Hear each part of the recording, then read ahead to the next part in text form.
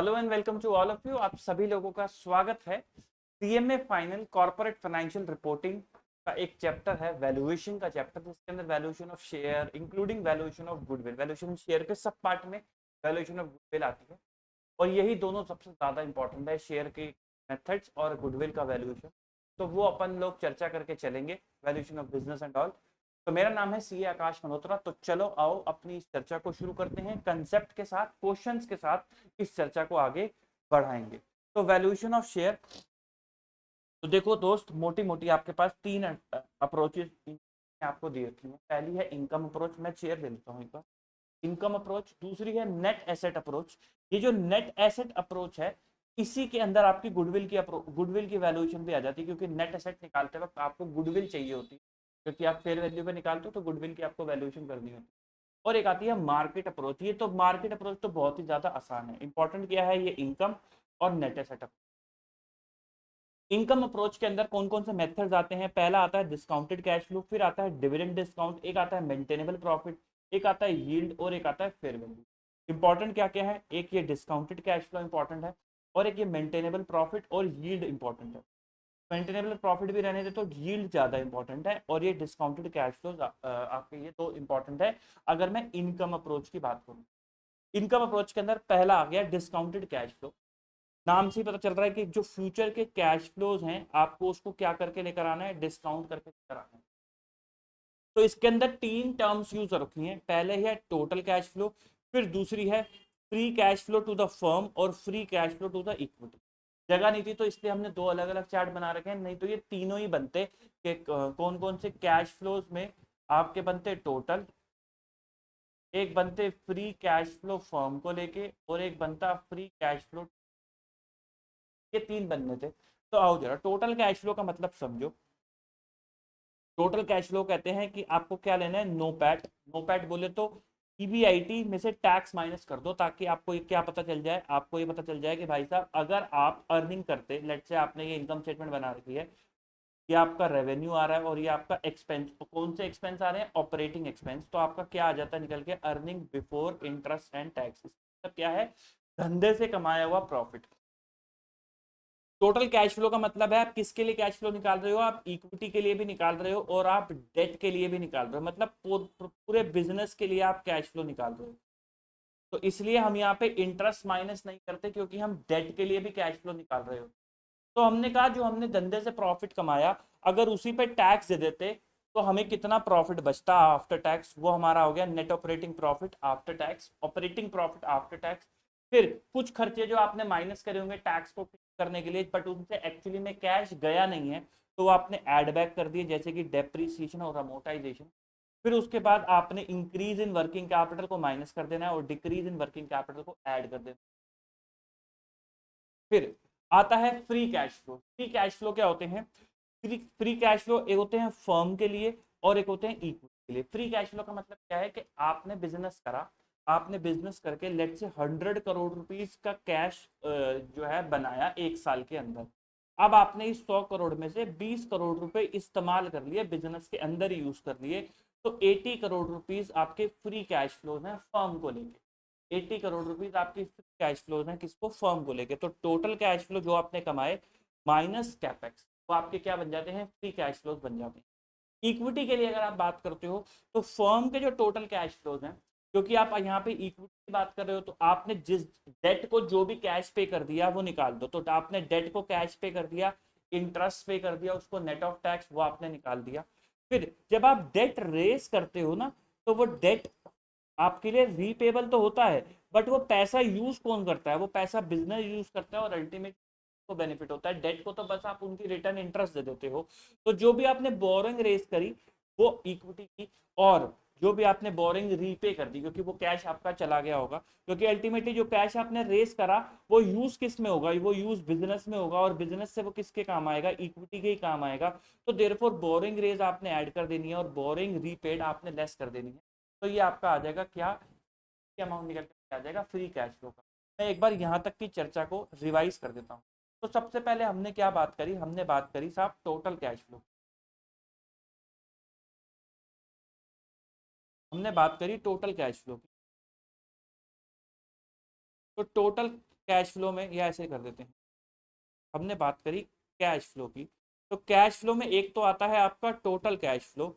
Total cash flow में हमने बोला कि जो भी आपने अर्निंग कमाई, ईबीआईटी कमाया धंधे से, उसमें से टैक्स माइनस कर दो। यदि उसी में से आपने टैक्स पे कर दिया तो आपके पास कितना पैसा बचेगा, प्लस डेप्रिसिएशन, कोई भी आपने नॉन कैश खर्चा करा वो आप ऐड कर दो, और माइनस कर दो अगर आपकी कोई भी इंक्रीज हुई है वर्किंग कैपिटल में, और माइनस कर दो अगर आपका कोई डिक्रीज हुआ है वर्किंग कैपिटल के, तो आप माइनस कर दो। इससे क्या निकल करके आएगा आपका टोटल कैश। अगर आप बात करोगे फर्म के कैश फ्लो की, या फिर मैं बोलूं free cash flows of firm, तो फ्री कैश फ्लो, लेकिन किसके, फर्म के लिए। फ्री का मतलब क्या है, फ्री का मतलब है जो अवेलेबल हो गए, जो आपके लिए, जो फर्म के पास अवेलेबल हो गए। तो फर्म के पास क्या अवेलेबल होगा, फर्म के पास होगा टोटल कैश फ्लोज अवेलेबल होंगे, उसमें से जो उसने कैपेक्स के अंदर खर्चा कर दिया वो, जो कैपेक्स का मतलब होता है कोई कैपिटल एक्सपेंडिचर। कैपिटल एक्सपेंडिचर जैसे कि मान लो आपने 20 करोड़ रुपए लगा दिए प्लांट खरीदने में, कोई फैक्ट्री खरीदने में, तो वो कैपेक्स के खर्चे होते हैं, वो आप हटा दोगे। तो इससे क्या आ जाएगा कि फर्म के पास कितना कैश बचेगा। और अगर आप बात करोगे इक्विटी की, तो इक्विटी के पास कितना कैश बचेगा, तो इक्विटी के पास जो कैश बचेगा वो बचेगा जो भी फर्म का कैश होगा फ्री वाला, उसमें से इंटरेस्ट माइनस कर देना है बट नेट ऑफ टैक्स, और ऐड कर देना है बोरोइंग रेज, और लेस कर देना है बोरोइंग रीपेड, लेस कर देना है बोरोइंग रीपेड, या आपने लेस कर देना है, तो आपके इक्विटी के कैश फ्लो निकल करके आ जाएंगे। ठीक साहब। अगर आप वैल्यूएशन करते हो बिजनेस की कैश फ्लो के हिसाब से, तो total cash flow divided by KC. KC क्या होती है, केसी होती है weighted average cost of capital. दो, जब हम बोरिंग या डेट या इक्विटी रेस करते हैं, आपने फाइनेंसिंग में पढ़ोगे, तो एक होता है केडी, केडी का मतलब होता है डेट को रेस करने की कॉस्ट क्या है, एक होता है इक्विटी के, इक्विटी को रेस करने की कॉस्ट क्या है, उसे बोलते हैं केई। तो कंपनी या तो डेट रेस करती है और केई इक्विटी रेस करती है, और दोनों की मिली भगत से अपनी कैपिटल को रेस करके धंधा करती है। तो इस कैपिटल की कॉस्ट निकालने के लिए हम कहते हैं कि कितना पोर्शन डेट है और कितना पोर्शन इक्विटी है, उसका वेटेड एवरेज क्या निकल कर के आता है, कॉस्ट ऑफ कैपिटल। तो आपको, क्योंकि आप बिजनेस की वैल्यूएशन कर रहे हो, बिजनेस की वैल्यूएशन मतलब इक्विटी प्लस डेट दोनों आ गए, तो यानी कि आप क्या लोगे, कॉस्ट ऑफ कैपिटल लोगे।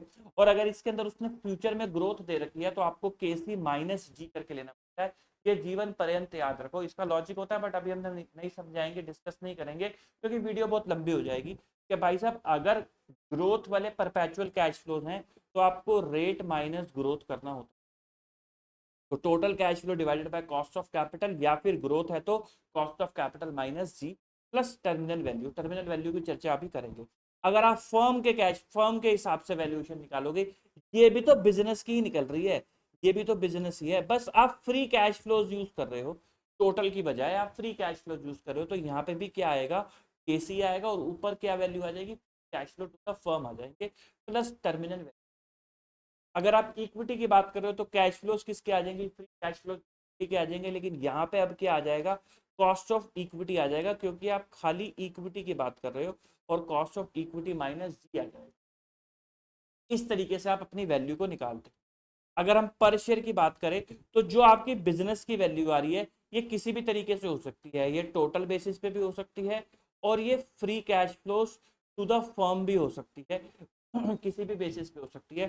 तो टोटल बिजनेस की वैल्यू में से आपने डेट माइनस कर दिया, divided by number of equity जब आपने करा, तो क्या निकल करके आ गया, पर शेयर वैल्यू। आप ये भी बोल सकते हो कि इक्विटी की value divided by number of share, उससे भी ये वैल्यू आ जाएगी।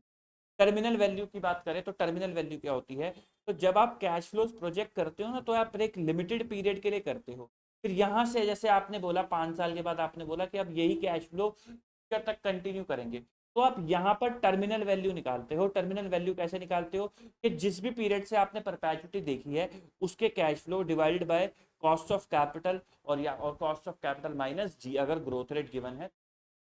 जी को अगर उसने ग्रोथ रेट आपको गिवन नहीं दे रखा, और लेकिन आपको री इन्वेस्टमेंट का रेट दे रखा है, ग्रोथ कैसे निकलेगी, कि हर साल आप अपने पैसे को री इन्वेस्ट करोगे तो जितनी की आपको रिटर्न मिलेगी और जो भी आपका री इन्वेस्टमेंट का रेट है उसका प्रोडक्ट क्या होता है, ग्रोथ रेट होता है। री इन्वेस्टमेंट रेट क्या होता है, change in working capital plus capex minus जेप। ये दोनों इतने इंपॉर्टेंट नहीं है कि आपको सवाल के अंदर जनरली दिए ही होते हैं, बट ठीक है, जानने जरूरी है। क्वेश्चन देखते हैं, आओ जरा क्वेश्चन देखते हैं। तो भाई साहब इलस्ट्रेशन वन, ईयर दे रखा है 2018, 19, 20, 21 और 22। कैश फ्लोज दे रखे हैं, वो कहता है वैल्यू निकालनी है आपको जनवरी के अंदर 2021, 20 और 19। तो मैंने यहाँ पे नंबर लाइन बना रखी है। दिसंबर 18 में 500, 19 में 600, 700 और 800 फिर परपेचुटी। पहली वैल्यू आपको निकालनी है जनवरी 2021। तो जनवरी 2021 यहीं आएगा, दिसंबर 2020 के अगला दिन होता है जनवरी 2021। तो आपको पहली वैल्यू यहाँ पे निकालनी है। यहाँ से आप देख रहे हो कि 800 परपेचुटी पे हैं, तो बताओ वैल्यू कितनी निकल करके आ गई, वैल्यू निकल करके आ गई 800 डिवाइडेड बाय केसी। केसी कितना दे रखा है आपको, 10%, कोई ग्रोथ है नहीं, तो इसलिए 0.1 आ गया। तो ये वैल्यू कितनी निकल करके आ गई, 8000। ये वैल्यू कहाँ निकल करके आ गई, ये वैल्यू यहाँ निकल करके आ गई, क्योंकि आप खड़े कहाँ हो, आप यहाँ पे खड़े हो ए पॉइंट के लिए, तो आपने यहाँ पे वैल्यू निकाली। हमेशा ध्यान रखना, जब भी आप वैल्यूएशन निकालोगे आप फ्यूचर की तरफ देखोगे। जहां पे भी आप खड़े हो वहां से आप फ्यूचर की तरफ देखोगे। मैं ये आंख बना रहा हूं, आपको फ्यूचर की तरफ देखना है। तो मुझे जरा एक बात बताओ, सॉरी, जो ये 31 दिसंबर को कैश फ्लो थे 700 रुपए, ये तो पास्ट है। फ्यूचर क्या है, फ्यूचर है दिसंबर 21, दिसंबर 22, और वो परपेचुटी में है 800 रुपए। तो देयरफॉर आपकी यहाँ पर आपकी वैल्यूएशन कहाँ निकली, आपकी वैल्यूएशन यहाँ निकली। मेरे पे ना जगह नहीं थी इसलिए आगे लिख रखा है। ये 8000 रुपए आपके यहाँ पर निकले, तो आपकी वैल्यूएशन कितनी हो गई, 8000 हो गई। फिर आप कहां पे खड़े हो गए, जनवरी 2020 में खड़े हो गए। तो 600 को नहीं देखना, क्योंकि 600 तो दिसंबर में है, वो पीछे खड़ा है। आपको फ्यूचर देखना है। फ्यूचर में आपको क्या वैल्यू दिख रही है। अब आप यहाँ पे जरा खड़े हो, 1 जनवरी को आप यहाँ पे खड़े हो, और मुझे बताओ आपको फ्यूचर में क्या वैल्यू दिख रही है। सर हमें एक तो 700 दिख रहा है और ये एक 800 की कंटिन्यूटी दिख रही है। इस 800 की कंटिन्यूटी तो ये 8000 है ही, तो यानी कि यहाँ पे टोटल वैल्यू कितनी आ गई, 8700। अब ये तो यहाँ पे खड़ी है, ये कहाँ खड़ी है, ये यहाँ खड़ी है, और आप यहाँ खड़े हो, और आप कहाँ खड़े हो, आप यहाँ पे खड़े हो, और ये यहाँ पे खड़ी है। तो आपको इसको उठा के यहाँ पे लाना पड़ेगा। तो 8700 को मैं इधर लेकर आऊंगा तो क्या बोलते हैं, इसको बोलते हैं प्रेजेंट वैल्यू करना। इसका सबसे सही तरीका क्या होता है, 8700 डिवाइडेड बाय 1 प्लस आर। जितने भी ईयर है, यहाँ पे एक ही साल है तो पावर 1 हो गया, 1 प्लस आर की पावर 1। तो मैंने इसकी प्रेजेंट वैल्यू कर दी 8700 डिवाइडेड बाय 1.10, तो वो कितनी वैल्यू आ गई, 7909। अब बताओ 7909 कहाँ खड़ी है, जहां पे मैं खड़ा हूं। ठीक है साहब। अब आपने कहा कि जनवरी 2019 की भी वैल्यू निकालो, तो अब आप यहाँ पे खड़े हो, अब आप कहाँ खड़े हो, अब आप यहाँ पे खड़े हो, यहाँ पे आप खड़े हो। अब आप यहाँ से आपको फ्यूचर देखना है, तो फ्यूचर में आपको क्या दिख रहा है, आपको दिख रहा है ये 600 की वैल्यू, ये 700 की वैल्यू, और ये कंटिन्यूटी की।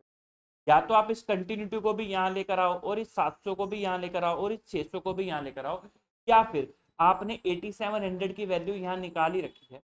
तो यानी कि यहाँ पे ये दोनों को आप यहाँ तक लेकर आ ही चुके हो, इसके अंदर और 600 जोड़ दिए, टोटल हो गया 8509। इसको एक साल पीछे ले आओ तो वैल्यू कितनी आ जाएगी, 7735। तो आपकी 2021 की वैल्यू कितनी आ गई, 8000, 20 की कितनी आ गई 7909, और 19 की कितनी आ गई 773। या फिर आप ऐसा भी कर सकते थे, 8000 को 2 साल पीछे लेकर आते, 700 को 2 साल पीछे लेकर आते, और 600 को 1 साल पीछे लेकर आते, तो भी आपका 7735 आ जाता। बट मैंने कहा कैलकुलेशन इतनी क्यों करनी। ठीक, बढ़ते हैं आगे। जो अभी हमने कैश फ्लो समझे उसके सवाल की तरफ, इलस्ट्रेशन नंबर 2। अब इसके अंदर थोड़ी सी दिक्कतें हैं साहब, आपकी यहाँ पे या तो मिस प्रिंटिंग है कि पता नहीं क्या गड़बड़ है, केई वगैरह की थोड़ी गड़बड़ है। आओ जरा, ईबीआईटी दे रखा है 700, डेप्रिसिएशन नॉन कैश दे रखा है, कैपेक्स दे रखा है 180, इंटरेस्ट दे रखा है 60, इंक्रीज दे रखा है नॉन कैश वर्किंग कैपिटल में 100 का, और डेट कैपिटल 3000 की। टैक्स रेट कितना है, 25% का टैक्स रेट है। तो बताओ नो पैट कितना होगा। अगर मैं देखूं नो पैट, तो नो पैट होता है ईबीआईटी 700 और नेट ऑफ टैक्स 1 माइनस 0.25, ये मेरा निकल करके आएगा नो पैट। क्या कैलकुलेशन हमने कर रखी है, देखो जी, 700 का 75%, क्या आ गया आपका नो पैट। फिर इसके अंदर आप क्या ऐड कर दोगे, इसके अंदर आप ऐड कर दोगे नॉन कैश एक्सपेंस डेप्रिसिएशन जो कि है 120, और क्या लेस कर दोगे, increase in working capital less कर दोगे जो कि है 100, और आपका ये क्या आ जाएगा, आपका ये आ जाएगा टोटल कैश फ्लो। क्या निकल करके आ जाएगा, टोटल कैश फ्लो निकल करके आ जाएगा ये। तो बताओ ये कितना आ रहा है, टोटल कैश फ्लो आपका आ रहा है 545। हमने क्या करा, हमने देखा EBIT net of tax plus depreciation minus increase in working capital, तो इससे मेरा क्या निकल करके आ गया, टोटल कैश फ्लो निकल करके आ गया।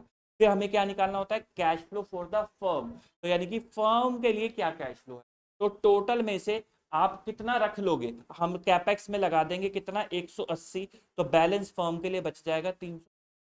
अगर कैश फ्लो फॉर इक्विटी की बात करें तो फर्म के लिए कितना कैश फ्लो है 365, माइनस जो आपने इंटरेस्ट पे करना है नेट ऑफ टैक्स वो हमने माइनस कर दिया, जो ये आपने इंटरेस्ट पे करा 60 का नेट ऑफ टैक्स ये हमने माइनस कर दिया, कहाँ गया ये रहा, ये हमने माइनस कर दिया। फिर बोरिंग की कोई ट्रीटमेंट इंफॉर्मेशन दी नहीं। ये जो डेट कैपिटल आपको दे रखी है ये अमाउंट है एज ऑन का,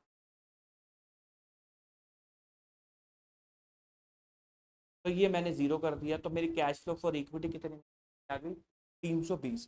फिर कहता है वैल्यू ऑफ बिजनेस, तो हमने क्या क्या निकालना था, no paid cash flow free cash flow भी निकाल लिया। बिजनेस की वैल्यू निकालो टोटल के हिसाब से और फर्म के हिसाब से, क्या यूज करोगे, केसी यूज करोगे, ग्रोथ रेट है नहीं तो कोई दिक्कत वाली बात नहीं है, जी का कोई चक्कर ही नहीं है। तो टोटल के हिसाब से 545 डिवाइडेड बाय 0.10 तो 5450, ग्रोथ रेट अगर है तो वो माइनस कर दिया तो 10,900। फर्म के कैश फ्लो के हिसाब से 365 डिवाइड बाय 0.1, और अगर ग्रोथ रेट है तो -0.5 कर दिया, 7300 आपके पास आ गया। फिर उसके बाद वो क्या कहता है, वो कहता है ग्रोथ रेट भी हमने निकाल दिया, पर शेयर निकालो फ्री कैश फ्लो फर्म जब ग्रोथ रेट कितना है 5%, तो 5% ग्रोथ रेट के हिसाब से पर शेयर निकालनी है। पर शेयर का मतलब क्या है, अपने आप में ही इक्विटी है तो आपको डेट माइनस करना पड़ेगा वैल्यू से, तो आपकी ग्रोथ की वैल्यू कितनी है, ये फर्म के हिसाब से 7300, डेट माइनस कर दिया 3000 divided by number of equity share, तो पर शेयर वैल्यू आ गई।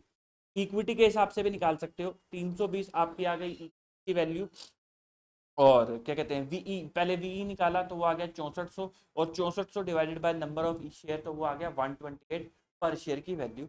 तो this is how you should apply the concept जो हमने समझा फ्री कैश फ्लो वाला।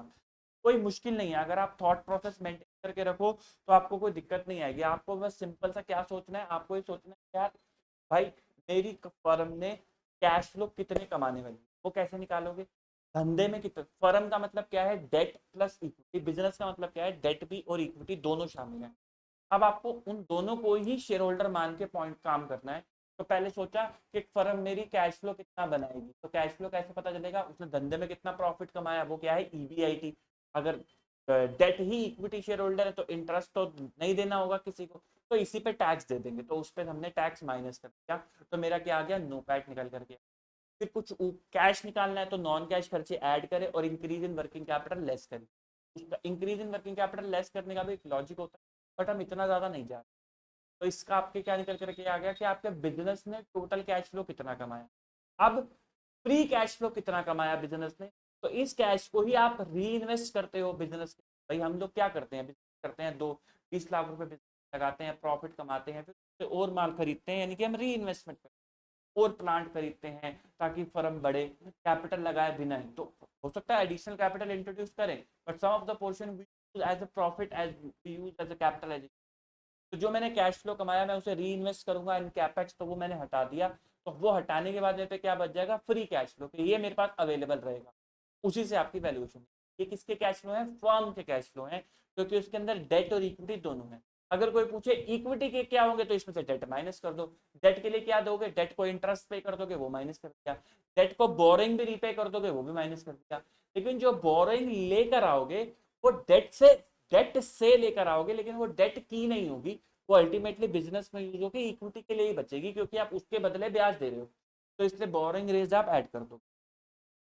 फिर उसके बाद आता है डिविडेंड डिस्काउंट मॉडल, अगला मॉडल। तो हमने देखो पहला क्या पढ़ा था, डिस्काउंटेड कैश फ्लो मॉडल, हमने क्या पढ़ा था, डिस्काउंटेड कैश फ्लो, फिर डिविडेंड है, फिर मेंटेनेबल प्रॉफिट, फिर यील्ड है। तो डिविडेंड डिस्काउंट मॉडल पे क्या है, इस पे कुछ भी ज्यादा दिक्कत नहीं है, बस जो आपका डिविडेंड पर शेयर हो, क्योंकि डिविडेंड है तो के यूज करना है और आपको अपनी वैल्यूएशन निकालनी है। फिर आता है मेंटेनेबल प्रॉफिट पे, इसका मतलब क्या है कि आप भविष्य में प्रॉफिट मेंटेन कर पाओगे, तो जितने आप मेंटेन कर पाओगे डिवाइड बाय के और के माइनस जी, के माइनस जी आई होप आप समझ पा रहे होगे। इससे आपकी कैपिटलाइजेशन वैल्यू हो जाएगी और आप पर शेयर निकाल, ये दोनों ही वैल्यू मेंटेनेबल प्रॉफिट, ये दोनों ही वैल्यू इक्विटी शेयर के पॉइंट ऑफ व्यू से निकलते हैं, तो देयरफॉर हम इसके अंदर के यूज कर रहे हैं। फिर एक आता है यील्ड बेसिस। क्या आता है? Yield basis. यील्ड बेसिस दो तरीके से होता है, एक होता है प्रॉफिट का और एक होता है डिविडेंड का। जो प्रॉफिट का होता है वो मेजॉरिटी के लिए यूज होता है, जो डिविडेंड का होता है वो माइनॉरिटी के लिए यूज। मेजॉरिटी माइनॉरिटी मतलब जैसे कि एक कंपनी की 10% होल्डिंग किसी एक बंदे के पास है, ये क्या है? ये माइनॉरिटी है। और 90% किसी दूसरे के पास है, तो ये क्या है? ये मेजॉरिटी है। अब ये 90% जो है इसकी नज़र प्रॉफिट पे होती है, तो इसलिए हम प्रॉफिट बेसिस यूज करते हैं। तो ये 10% वाला है, ये कहता है भाई प्रॉफिट तो 90% वाले ही कंट्रोल करेंगे, मेरे को बट मेरा डिविडेंड मिल जाए, मुझे और किसी चीज़ देना देना नहीं है, तो इसलिए हम डिविडेंड बेसिस यूज करते हैं। प्रॉफिट बेसिस की अगर मैं बात करूं तो आप कैसे निकालते हो? जो भी आपका नॉर्मल प्रॉफिट आ रहा है, ये किसका प्रॉफिट होना चाहिए? ये बिजनेस का एवरेज प्रॉफिट होना चाहिए। जो भी आपको नॉर्मल प्रॉफिट आ रहा है divided by normal rate of return, से आपकी आती है कैपिटलाइजेशन वैल्यू। इसको आप डिवाइड कर देते हो टोटल पेड अप कैपिटल से, तो इससे आती है पर रुपी वैल्यू। फिर जितने का आपका शेयर है, लेट से आपका 10 रुपए का शेयर है, तो इसको पर रुपी वैल्यू से मल्टीप्लाई कर दो तो पर शेयर आ जाएगी। आपका एक शेयर 8 पेड अप है, तो उसको पर रुपी से मल्टीप्लाई कर दो तो 8 आ जाएगी। इसको आप नॉर्मल प्रॉफिट इंटू एन, अगर आप इसको डिवाइड करोगे तो आपकी ये इक्वेशन बन जाएगी, normal profit divided by normal rate of return total paid up capital. Dividend basis की अगर मैं बात करूं तो उसके अंदर आप कहते हो कि कितना प्रॉफिट अवेलेबल होगा डिविडेंड के लिए, डिवाइडेड बाय नॉर्मल आप कितना डिविडेंड देते हो, तो इससे कैपिटलाइजेशन वैल्यू आ जाएगी। फिर इसको पेड अप कैपिटल से डिवाइड कर दोगे तो पर रुपी वैल्यू आ जाएगी। फिर पर रुपी को आप, अब जैसे पर रुपी वैल्यू जो भी आई, अगर 10 का शेयर है तो 10 से मल्टीप्लाई कर दो, 8 का शेयर पेड अप है तो 8 से मल्टीप्लाई कर दो, 6 का पेड अप है तो 6 से मल्टीप्लाई कर दो। सिमिलरली इसको भी डिवाइड करोगे तो ये वाली इक्वेशन बन जाएगी। अगर रेट ऑफ डिविडेंड गिवन है तो वो तो आप कैसे निकालते हो? तो आप निकालते हो डिविडेंड का rate divided by normal rate into paid up value. ये फॉर्मूला है, ये आपके गिवन दे रखा है, तो आपको रखना पड़ेगा। Normal rate dividend rate divided by normal rate into paid up value. ठीक। नॉर्मल प्रॉफिट का मतलब क्या है? Average of past profit. Profit के अंदर नॉर्मल आइटम एक्सक्लूड करनी है। फिर जो पर शेयर अमाउंट आ जाएगा उसको आप पेड अप वैल्यू से मल्टीप्लाई करते जाओ और एक शेयर वैल्यू आ जाएगी। नॉर्मल प्रॉफिट का थोड़ा सा ज्ञान ले लो। देखो भाई, नॉर्मल प्रॉफिट को समझो, ये है क्या बस गुडविल में भी, क्योंकि ये काम आएगा। देखो, आप यहाँ पे खड़े हो, आपसे कोई पूछे कि बताओ कंपनी फ्यूचर में कितना पैसा कमाएगी, किससे? अपने बिजनेस से कंपनी फ्यूचर में कितना कमाएगी, तो आप बोलोगे ना कि मुझे ये बताओ कि कंपनी ने पास्ट में कितना कमाया। तो लेट से आपने 1 2 3 4 पिछले 4 साल ले लिए कि कंपनी ने पास्ट में कितना कमाया, कंपनी ने इतना इतना प्रॉफिट कमाया। लेकिन आपने कहा कि भाई इतना प्रॉफिट जो कंपनी ने कमाया है ये पैट है, ये टैक्स देने के बाद है, तो आप कहोगे कि भाई पीबीटी में कन्वर्ट करो इसको, तो आप इसको टैक्स ऐड करके पीबीटी में कन्वर्ट करोगे। फिर अगर कोई भी नॉन बिजनेस आइटम है, नॉन बिजनेस आइटम का मतलब है कि आपने कोई इन्वेस्टमेंट कर रखी है, उस इन्वेस्टमेंट पे इनकम भी आप लेते हो, तो वो इनकम में प्रॉफिट बड़ा होगा, उस इनकम की वजह से प्रॉफिट बड़ा होगा, तो आप उसको माइनस कर दोगे, क्योंकि आपको बिजनेस से निकालना है कि बिजनेस से कितना प्रॉफिट है। और अगर मान लो आपने कोई कोई लॉस हो गया, कोई आग लगने की वजह से घाटा हो गया, वो आपने माइनस कर रखा है, तो आप ऐड बैक कर दोगे, क्योंकि वो एक्स्ट्रा ऑर्डिनरी होता है, वो रोज रोज नहीं होता। आपको बिजनेस से ये निकालना है कि आमतौर पर बिजनेस से क्या कमाई होती है, तो वो आप क्या कर दोगे? वो आप ऐड बैक कर दोगे। तो इस तरीके से आपके क्या निकल करके आएंगे? धंधे से पिछले सालों में आपने कितना कमाया, फिर आप इनका एवरेज लेते हो। क्या लेते हो? इनका एवरेज लेते हो। इससे आपको पता चलता है कि कंपनी फ्यूचर में कितना कमाएगी, जो फ्यूचर मेंटेनेबल प्रॉफिट होते हैं वो कितने होंगे। फिर आप माइनस करते हो क्या? फ्यूचर के टैक्सेस, के भाई फ्यूचर में आपको कितना लगता है कंपनी टैक्सेस पे कर देगी, और उससे फिर आप, और फ्यूचर के जो खर्चे हैं वो भी आप माइनस करते हो ऑब्वियसली, फिर टैक्स माइनस करते हो। फिर आपका निकल करके आता है कि कंपनी भविष्य में कितने प्रॉफिट कमाएगी, फिर उन प्रॉफिट से आप कंपनी की वैल्यूएशन करते हो। ये सिंपल सी बात आप अगर याद रखोगे, आपको पूरे चैप्टर के अंदर कोई दिक्कत ना आने वाली। फिर एक मेथड होता है फेयर वैल्यू बेसिस पे। फेयर वैल्यू में क्या करते हैं? Intrinsic value plus yield value. Yield value ये दोनों में से कोई भी हो सकती है, ये भी हो सकती है, ये भी हो सकती है, डिवाइडेड बाय 2। अगर वो फेयर वैल्यू पूछे दोनों का प्लस करके डिवाइड बाय 2 कर देना। फिर ये नोट्स गिवन नहीं है लेकिन क्वेश्चन में गिवन है, तो अर्निंग पर शेयर से भी आप वैल्यू निकालते हो। अर्निंग पर शेयर से वैल्यू निकालने का बड़ा सिंपल तरीका होता है, तो बोलते हैं price earning ratio, P ratio. आप क्या कहते हो, आप कहते हो भाई आपकी अर्निंग, आपका शेयर का प्राइस 10 रुपये है और अर्निंग 2 रुपये है, तो आपका पी कितना है, 5 है।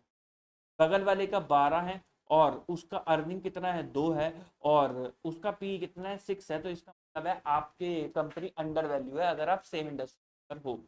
तो पी रेशियो से हम वैल्यूएशन निकालते हैं, तो उसके लिए आपको अर्निंग पर शेयर निकालना होता है। अर्निंग पर शेयर कैसे निकालते हो, टोटल अर्निंग जो इक्विटी वालों की है, आई होप ये आपको पता होगा, total earning divided by number of shares, इससे आप अर्निंग निकालते हो। और उस ईपीएस से अर्निंग पर शेयर को आप पी रेशियो से मल्टीप्लाई कर देते हो, आपके पास प्राइस पर शेयर आ जाता है। पी रेशियो क्या होती है, प्राइस डिवाइडेड बाय ईपी। अगर प्राइस आपको गिवन नहीं है तो आप जो फेस वैल्यू दे रखी है 10 रुपये 8 रुपये, उसी को प्राइस मान लेना, कोई दिक्कत वाली बात नहीं है।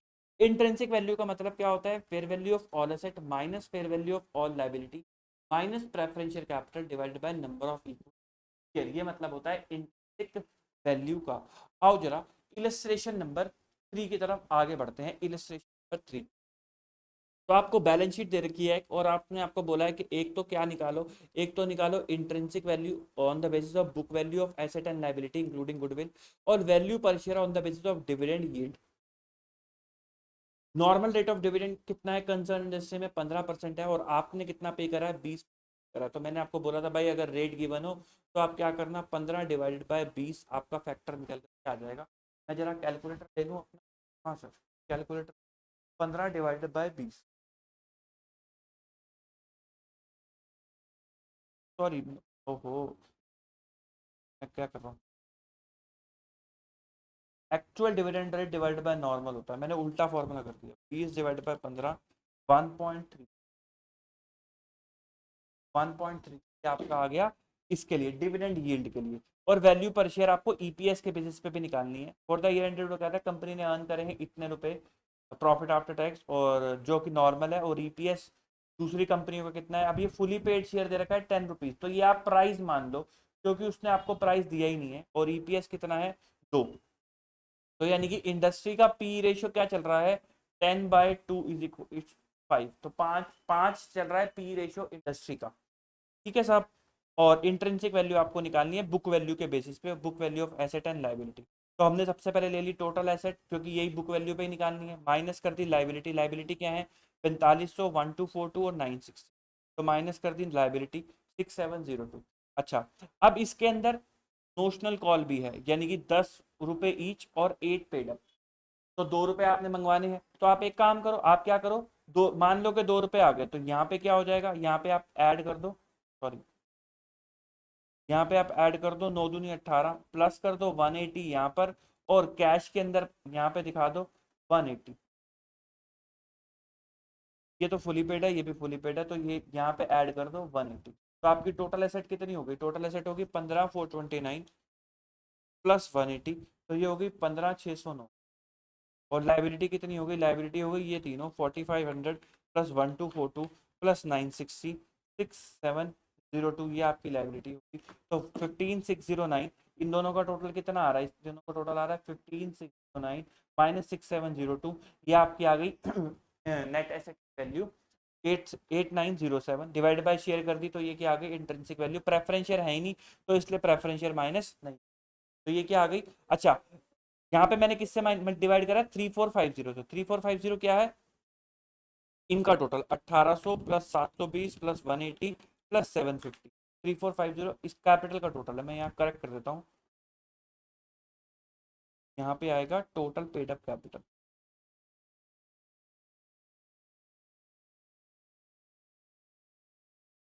और ये आएगी पर रुपी वैल्यू। कभी भी फंस जाओ, मेरी बात सुनो जरा ध्यान, कभी भी फंस जाओ कि भाई paid up, fully paid up, partly paid up दे रखा है, सिंपल पर रुपी निकालो, पर शेयर ना निकाल के पर रुपी निकाल लो कि 1 रुपए पे कितना है। फिर उसके बाद जितने रुपए हैं उतने मल्टीप्लाई कर दो। जैसे हमने यहाँ निकाला 1 रुपए पे कितना है, 2.58। फिर कितने हैं, पहले वाले ने दे रखे 10 रुपए, दूसरे वाले ने कितने दे रखे, पेड अप है 8 रुपए, और यहाँ पे है फुली पेड अप 5 रुपए। तो यानी कि 10, 8 और 5, और पर रुपी से मल्टीप्लाई कर दिया, तो पर शेयर वैल्यू। आगे कोई दिक्कत वाली बात थोड़ी ना है। फिर डिविडेंड यील्ड के हिसाब से आपका फैक्टर निकाला 1.33 वैल्यू पर शेयर। अब ये भी क्या है, पर रुपी होता है, तो 10, 8 और 5 मल्टीप्लाई करा, आपकी वैल्यू निकल आ गई। ईपीएस निकाला, अर्निंग कितनी दे रखी थी 1371, और पेड अप, अब इसको भी देखो मैंने पर रुपी निकाला, अर्निंग पर शेयर यहाँ पे लिखा हुआ है, ये एक्चुअली में क्या है, ये है अर्निंग पर रुपी, क्योंकि ना उसने पार्टली पेड अप करके दिया है। तो पार्टली पेड अप से लड़ने का एक ही सबसे सही तरीका होता है, पर रुपी निकाल लो और उसके बाद अपने रुपए से मल्टीप्लाई कर दो। तो हमने 3270 क्या है सर, आपने तो पर रुपी यहाँ पे 3450 लिखा है, बट आपने यहाँ पे 3270 क्यों लिखा है फिर? क्योंकि मेरे दोस्त, जब आप इंट्रिंसिक वैल्यू निकालते हो तो आपको आप ये बोलते हो कि ये 180 रुपये भी हम मंगा लेंगे, ये 180 रुपये भी हम मंगा लेंगे। तो आप बताओ हमारी कंपनी की वैल्यू कितनी है? लेकिन जो ये 1371 आपने कमाई करी है, इसके अंदर ये 180 शामिल नहीं थे, क्योंकि कंपनी को तो 180 मिले ही नहीं। तो इसलिए आप 3450 यूज नहीं कर सकते, आपको ये 180 हटा के यूज करना पड़ेगा। वो क्या है, 1800 प्लस 720 प्लस 750, जो कि आती है 3270। तो पर रुपी कितने निकल करके आ गई, कहाँ गई 3270, पर रुपी आ गई 419। तो earning per rupee of capital कितनी निकल करके आ गई, 10 रुपये, 8 रुपये, 5 रुपये इंटू 419 करा, तो ये वैल्यू निकल कर आ गई। प्राइस कैसे निकलेगा, इस वैल्यू को पी रेशो से मल्टीप्लाई कर दो। पी रेशो आपकी कितनी आई थी, 5 रुपये निकल करके आई थी ना, हाँ 5 रुपये थी, ये 5 रुपये थी, तो इंटू 5 इंटू 5 इंटू 5, ये आपकी वैल्यू निकल के आ गई। बस इतनी सी बात करनी, इतनी सी ही बात करनी। आई होप आपको चीजें समझ आ रही होंगी। तो हमने सबसे पहले क्या करा, हमने कहा कि भाई वैल्यूएशन के अंदर 3 कम approach, number 2 net asset, number 3 market. Market छोड़ दो, बहुत ही सिंपल है। पहले हम आए इनकम पे। इनकम पे सबसे पहले क्या है, discounted cash flow. Discounted cash flow में हमने क्या समझा, हमने कहा इसके अंदर हमें 3 चीजें निकालनी है। पहली चीज क्या निकालनी है, total cash flow. Total cash flow का मतलब क्या है, टोटल कैश फ्लो का मतलब है कि भाई धंधे ने कितना कैश जनरेट करा, धंधे ने कितना कैश जनरेट करा। तो हमने निकालना पड़ेगा ऑपरेटिंग, धंधे का मतलब क्या है, इक्विटी प्लस डेट। तो हमने निकाला net operating profit after tax. ये कैसे निकाला, ईपीआईटी में से ही टैक्स पे कर दिया, जो भी हमारा टैक्स का रेट है उससे क्या आ गया, नो पैट। ऐड करें नॉन कैश खर्चे, डेप्रिसिएशन, और लेस कर दिया increase in working capital, net increase capital, उससे क्या आ गया मेरा, उससे आ गया टोटल कैश फ्लो। ये कैश फ्लो किसके लिए है, ये इक्विटी और डेट दोनों के लिए है। फिर मैंने कहा फ्री कैश फ्लोज निकालो बिजनेस के लिए। तो आपने कहा इसमें से क्या यूज कर लोगे, मैंने कहा इसमें से मैं प्लांट में लगा दूंगा, बिल्डिंग में लगा दूंगा, कैपेक्स कर दूंगा। तो वो आपने कहा निकाल दो, तो जो बच गया वो क्या है, वो बच गया free cash flow to the firm. फिर इसमें से कहा कि इस free cash flow to the firm में से इक्विटी के लिए निकालो कि क्या होगा। तो हमने कहा इस फ्री कैश फ्लो में से डेट वाले क्या क्या ले जाएंगे भाई, बोरिंग रीपे ले जाएंगे, और इंटरेस्ट भी ले जाएंगे, और टैक्स का बेनिफिट कराएंगे, तो नेट ऑफ टैक्स दे दिया। और प्लस बोरिंग देंगे अगर, तो वो भी इसी कैश फ्लो में आएगी। तो वो हमने कह दिया free cash flow for equity. हमारे फ्री कैश फ्लो निकल गए। इनके बेसिस पे वैल्यूएशन, कोई बोले टोटल कैश फ्लो पे बिजनेस की वैल्यूएशन करो, क्या यूज करो, केसी, क्योंकि केडी क्या है, डेट की कॉस्ट, केई क्या है, इक्विटी की कॉस्ट, बिजनेस की कॉस्ट क्या होती है, केसी। ग्रोथ दे रखी है तो केसी माइनस जी। कोई बोले फ्री कैश फ्लो के बेसिस पे वैल्यू करो, तो फ्री कैश फ्लो फर्म के डिवाइडेड बाय केसी या फिर केसी माइनस जी। कोई बोले इक्विटी की करो, तो फर्म की वैल्यू माइनस डेट हटा दोगे तो वैल्यू आ जाएगी, या फिर value of equity divided by, sorry value of equity कैसे भी निकाल सकते हो, cash flow two divided by केई या फिर के माइनस ई, वैसे भी आप निकाल सकते हो, कोई दिक्कत वाली बात नहीं है। पर शेयर निकालनी हो तो सिंपल है, अगर फुली पेड है तो कोई दिक्कत नहीं है, नंबर ऑफ शेयर से डिवाइड कर दो। लेकिन उसके अंदर भी ना दिक्कत है कि 10 रुपए का शेयर है, 5 रुपए का शेयर है, कि 8-6 रुपए का शेयर है। तो सबसे सही तरीका है टोटल कैपिटल से डिवाइड कर दो, जो रुपीज में आ रही है। तो पर रुपी निकाल दो, फिर जितने का आपका शेयर है उससे मल्टीप्लाई कर दो, जैसा हमने यहाँ पर पे करा। तो ये थी आपकी डिस्काउंटेड कैश फ्लो। फिर आया डिविडेंड। डिविडेंड में तो कुछ जो भी डिविडेंड आपको लगता है डिवाइड बाय के या फिर के। फिर उसके बाद आया yield basis important. Profit majority के लिए, डिविडेंड माइनॉरिटी के लिए। डिविडेंड के लिए क्या बोला, अगर रेट ऑफ डिविडेंड गिवन है तो आप क्या रट्टा आपने मार रखा है, आपने रट्टा मार रखा है जो हम डिविडेंड देते हैं वो डिवाइड बाय नॉर्मल, वो आपका पर रुपी आ जाएगा, उसको आप मल्टीप्लाई कर दो, कोई दिक्कत वाली बात नहीं है। दूसरा क्या है, अगर dividend profit available for dividend divide by normal rate of return, आ जाएगी कैपिटलाइजेशन वैल्यू। फिर इस वैल्यू को डिवाइड कर दोगे number of total paid up capital से, तो पर रुपी, फिर पर रुपी के बाद तो ये मल्टीप्लाई करना है, कोई दिक्कत वाली बात नहीं है। प्रॉफिट के अंदर जो भी आपने नॉर्मल प्रॉफिट धंधे से कमाया है, आपको लगता है आप कमाओगे, सॉरी नॉर्मल प्रॉफिट फ्यूचर के अंदर जो आप कमाओगे, sorry, divided by normal rate of return, capitalization value, capitalization divided by total paid up capital per rupee value into number of per face value of share, या जो भी paid up value है को मल्टीप्लाई कर दोगे तो आपका क्या निकल करके आ जाएगा, वैल्यू पर शेयर आपका निकल करके आ जाएगा। यही इन दोनों क्वेश्चंस के अंदर हमने देखा। आगे बढ़ते हैं नेट एसेट अप्रोच के ऊपर। नेट एसेट का मतलब क्या होता है, नेट एसेट निकालना। तो इसके अंदर क्योंकि आप नेट एसेट निकाल दोगे तो आपको गुडविल भी निकालनी पड़ती है, इंट्रिंसिक वैल्यू में भी गुडविल निकालनी पड़ती है, लेकिन उसने डेटा नहीं दिया था पुराने क्वेश्चन में, इसलिए कोई दिक्कत वाली बात नहीं थी। नंबर दो, जो इंट्रिंसिक वैल्यू है उसने बोला था बुक वैल्यू पे ही निकाल दो, तो इसलिए उसने गुडविल का डेटा नहीं दिया। लेकिन अगर मान लो वो बोले इंट्रिंसिक वैल्यू निकालो, फिर वैल्यू पे निकालो और गुडविल भी दे, तो आपको इंट्रिंसिक वैल्यू निकालते हुए गुडविल भी निकालनी पड़ेगी।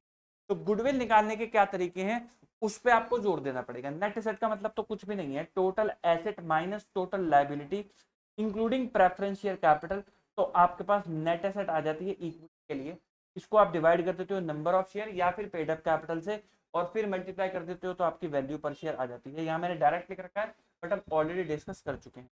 वैल्यूएशन ऑफ गुडविल, दो मेथड है, कैपिटलाइजेशन और number of year purchase. Capitalisation में क्या करते हैं, जो भी आपके एवरेज प्रॉफिट है, ये एवरेज प्रॉफिट कौन से हैं, धंधे के प्रॉफिट है, इसकी कैपिटलाइजेशन वैल्यू निकालते हो, average profit divided by normal rate of return. Goodwill क्या होती है, capitalisation value of average profit minus average capital employed. Number of year purchase में दो मेथड है, सुपर प्रॉफिट और एवरेज मेंटेन। ये ना लग बड़ा रहा है, लेकिन है सब कुछ सेम ही, है सब कुछ सेम ही। सुपर प्रॉफिट क्या होंगे, सुपर प्रॉफिट होंगे नॉर्मल प्रॉफिट में से माइनस कर दो एक्चुअल प्रॉफिट, या फिर एक्चुअल प्रॉफिट में से माइनस कर दो normal profit over and above normal profit, तो आपके सुपर प्रॉफिट होगा into number of year purchase. इसी का एक और मेथड होता है कैपिटलाइजेशन ऑफ सुपर प्रॉफिट। तो उसमें आप क्या करते हो, उसमें आप कहते हो super profit divided by normal rate of return, तो वो आ जाता है capitalisation of super profit method में गुडविल आ जाती है। एवरेज मेंटेनेबल प्रॉफिट में क्या करते हो, जो भी आपका एवरेज प्रॉफिट निकल करके आया इनटू नंबर ऑफ ईयर, वो आपको बताएगा आपको कौन सा मेथड यूज करना है। कई बार आप प्रेजेंट वैल्यू एन्युटी फैक्टर से भी निकालते हो, वो आपको बताएगा कि एन्युटी से निकालना है या नंबर ऑफ ईयर से निकालना है, वो जो भी बताएगा आप इस्तेमाल कर लेना, कोई दिक्कत वाली बात इसके अंदर नहीं है। सुपर प्रॉफिट का मतलब क्या है, average profit minus normal profit. Normal profit क्या है, एवरेज कैपिटल एम्प्लॉयड जो आपने कर रखी है into normal rate of return. Average profit के अंदर कोई भी नॉन ऑपरेटिंग इनकम नहीं आती, एबनॉर्मल आइटम्स नहीं आती। एवरेज कैपिटल एम्प्लॉयड क्या होती है, opening plus closing divide by 2। इसको निकालने का एक शॉर्टकट भी होता है, closing capital minus half of profit. अगर आप ध्यान से देखो होता क्या है, मान लो आपकी ओपनिंग कैपिटल थी 10 लाख, आपने प्रॉफिट कमाया 20,000, और आपकी क्लोजिंग कैपिटल कितनी होगी 10,20,000। जरा मुझे एवरेज कैपिटल निकाल के दिखाओ ओपनिंग और क्लोजिंग से, तो वो कैसे निकालोगे, आप निकालोगे 10 लाख प्लस 10,20,000 डिवाइड बाय 2, तो कितनी आ रही है 10,10,000। अब जरा इस मेथड से भी निकालो, क्लोजिंग कैपिटल कितनी है 10,20,000, हाफ ऑफ प्रॉफिट कितना है 10,000, 20,000 का आधा कितना होता है 10,000, तो वैल्यू कितनी आ रही है 10,10,000। तो ये एक शॉर्टकट मेथड है एवरेज कैपिटल निकालने का, तो फॉर्मूला नहीं है। ठीक है, नॉर्मल रेट ऑफ रिटर्न क्या होती है, नॉर्मल रेट ऑफ रिटर्न होती है weighted average cost of capital, यानी कि KC is your normal rate of return. कैसे निकालते हो, K into weighted average of equity और K D into weighted average of debt. चलो जी, इलस्ट्रेशन नंबर 4 पे आते हैं। Following in the balance sheet आपको दे रखी है 2017 की, आपको बैलेंस शीट दे रखी है, और आपको निकाल क्या क्या इन्फॉर्मेशन कुछ दे रखी है, एंड आपको बोला क्या गया है, आपको बोला गया है कि आपको इंट्रिंसिक वैल्यू निकालनी है। इंट्रिंसिक वैल्यू आपको निकाल करके चलनी है different category of equity share की।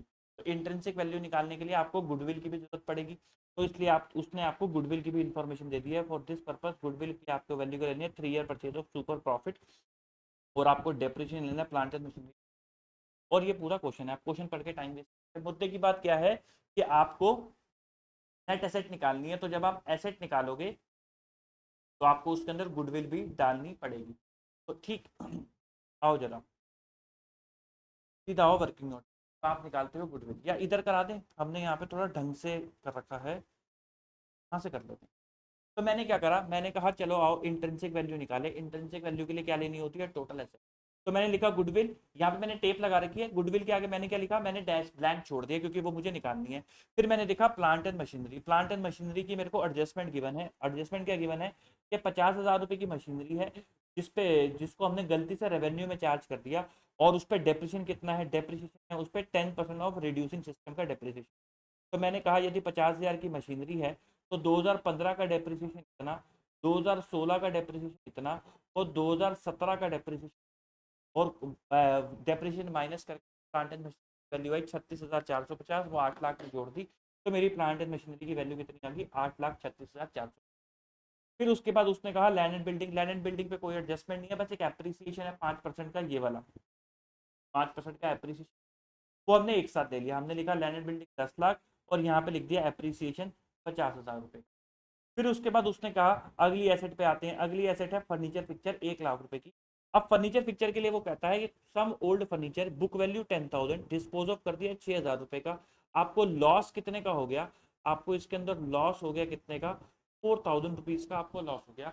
मेरे हिसाब से यहाँ पे एडजस्टमेंट होनी चाहिए थी 10,000 माइनस, क्योंकि आप एसेट कर रहे हो ना तो बुक वैल्यू माइनस होनी चाहिए। बट आपके ने ये माइनस कर रखा है, मुझे नहीं पता क्यों, लेकिन इंस्टीट्यूट ने ये माइनस कर रखा है। मेरे हिसाब से ये गलत है, बट ठीक है अब आंसर इंस्टीट्यूट का तो फिर मैच कराना पड़ेगा। तो हमने 96,000 लिख दिया, बट यहाँ पे मेरे हिसाब से 10,000 माइनस होना चाहिए था, या फिर कोई भी एडजस्टमेंट नहीं होनी चाहिए थी अगर हम कहते हैं कि उन्होंने ऑलरेडी माइनस कर दिया है तो। फिर वो कहता है फिक्स एसेट्स आर वर्थ ₹5% मोर। तो हमने जितनी भी फिक्स एसेट्स लिखी, लास्ट फिक्स एसेट्स आपकी कितनी आ गई थी, व्हीकल 2 लाख रुपए, वो भी हमने यहाँ पे लिख दिए व्हीकल 2 लाख रुपए।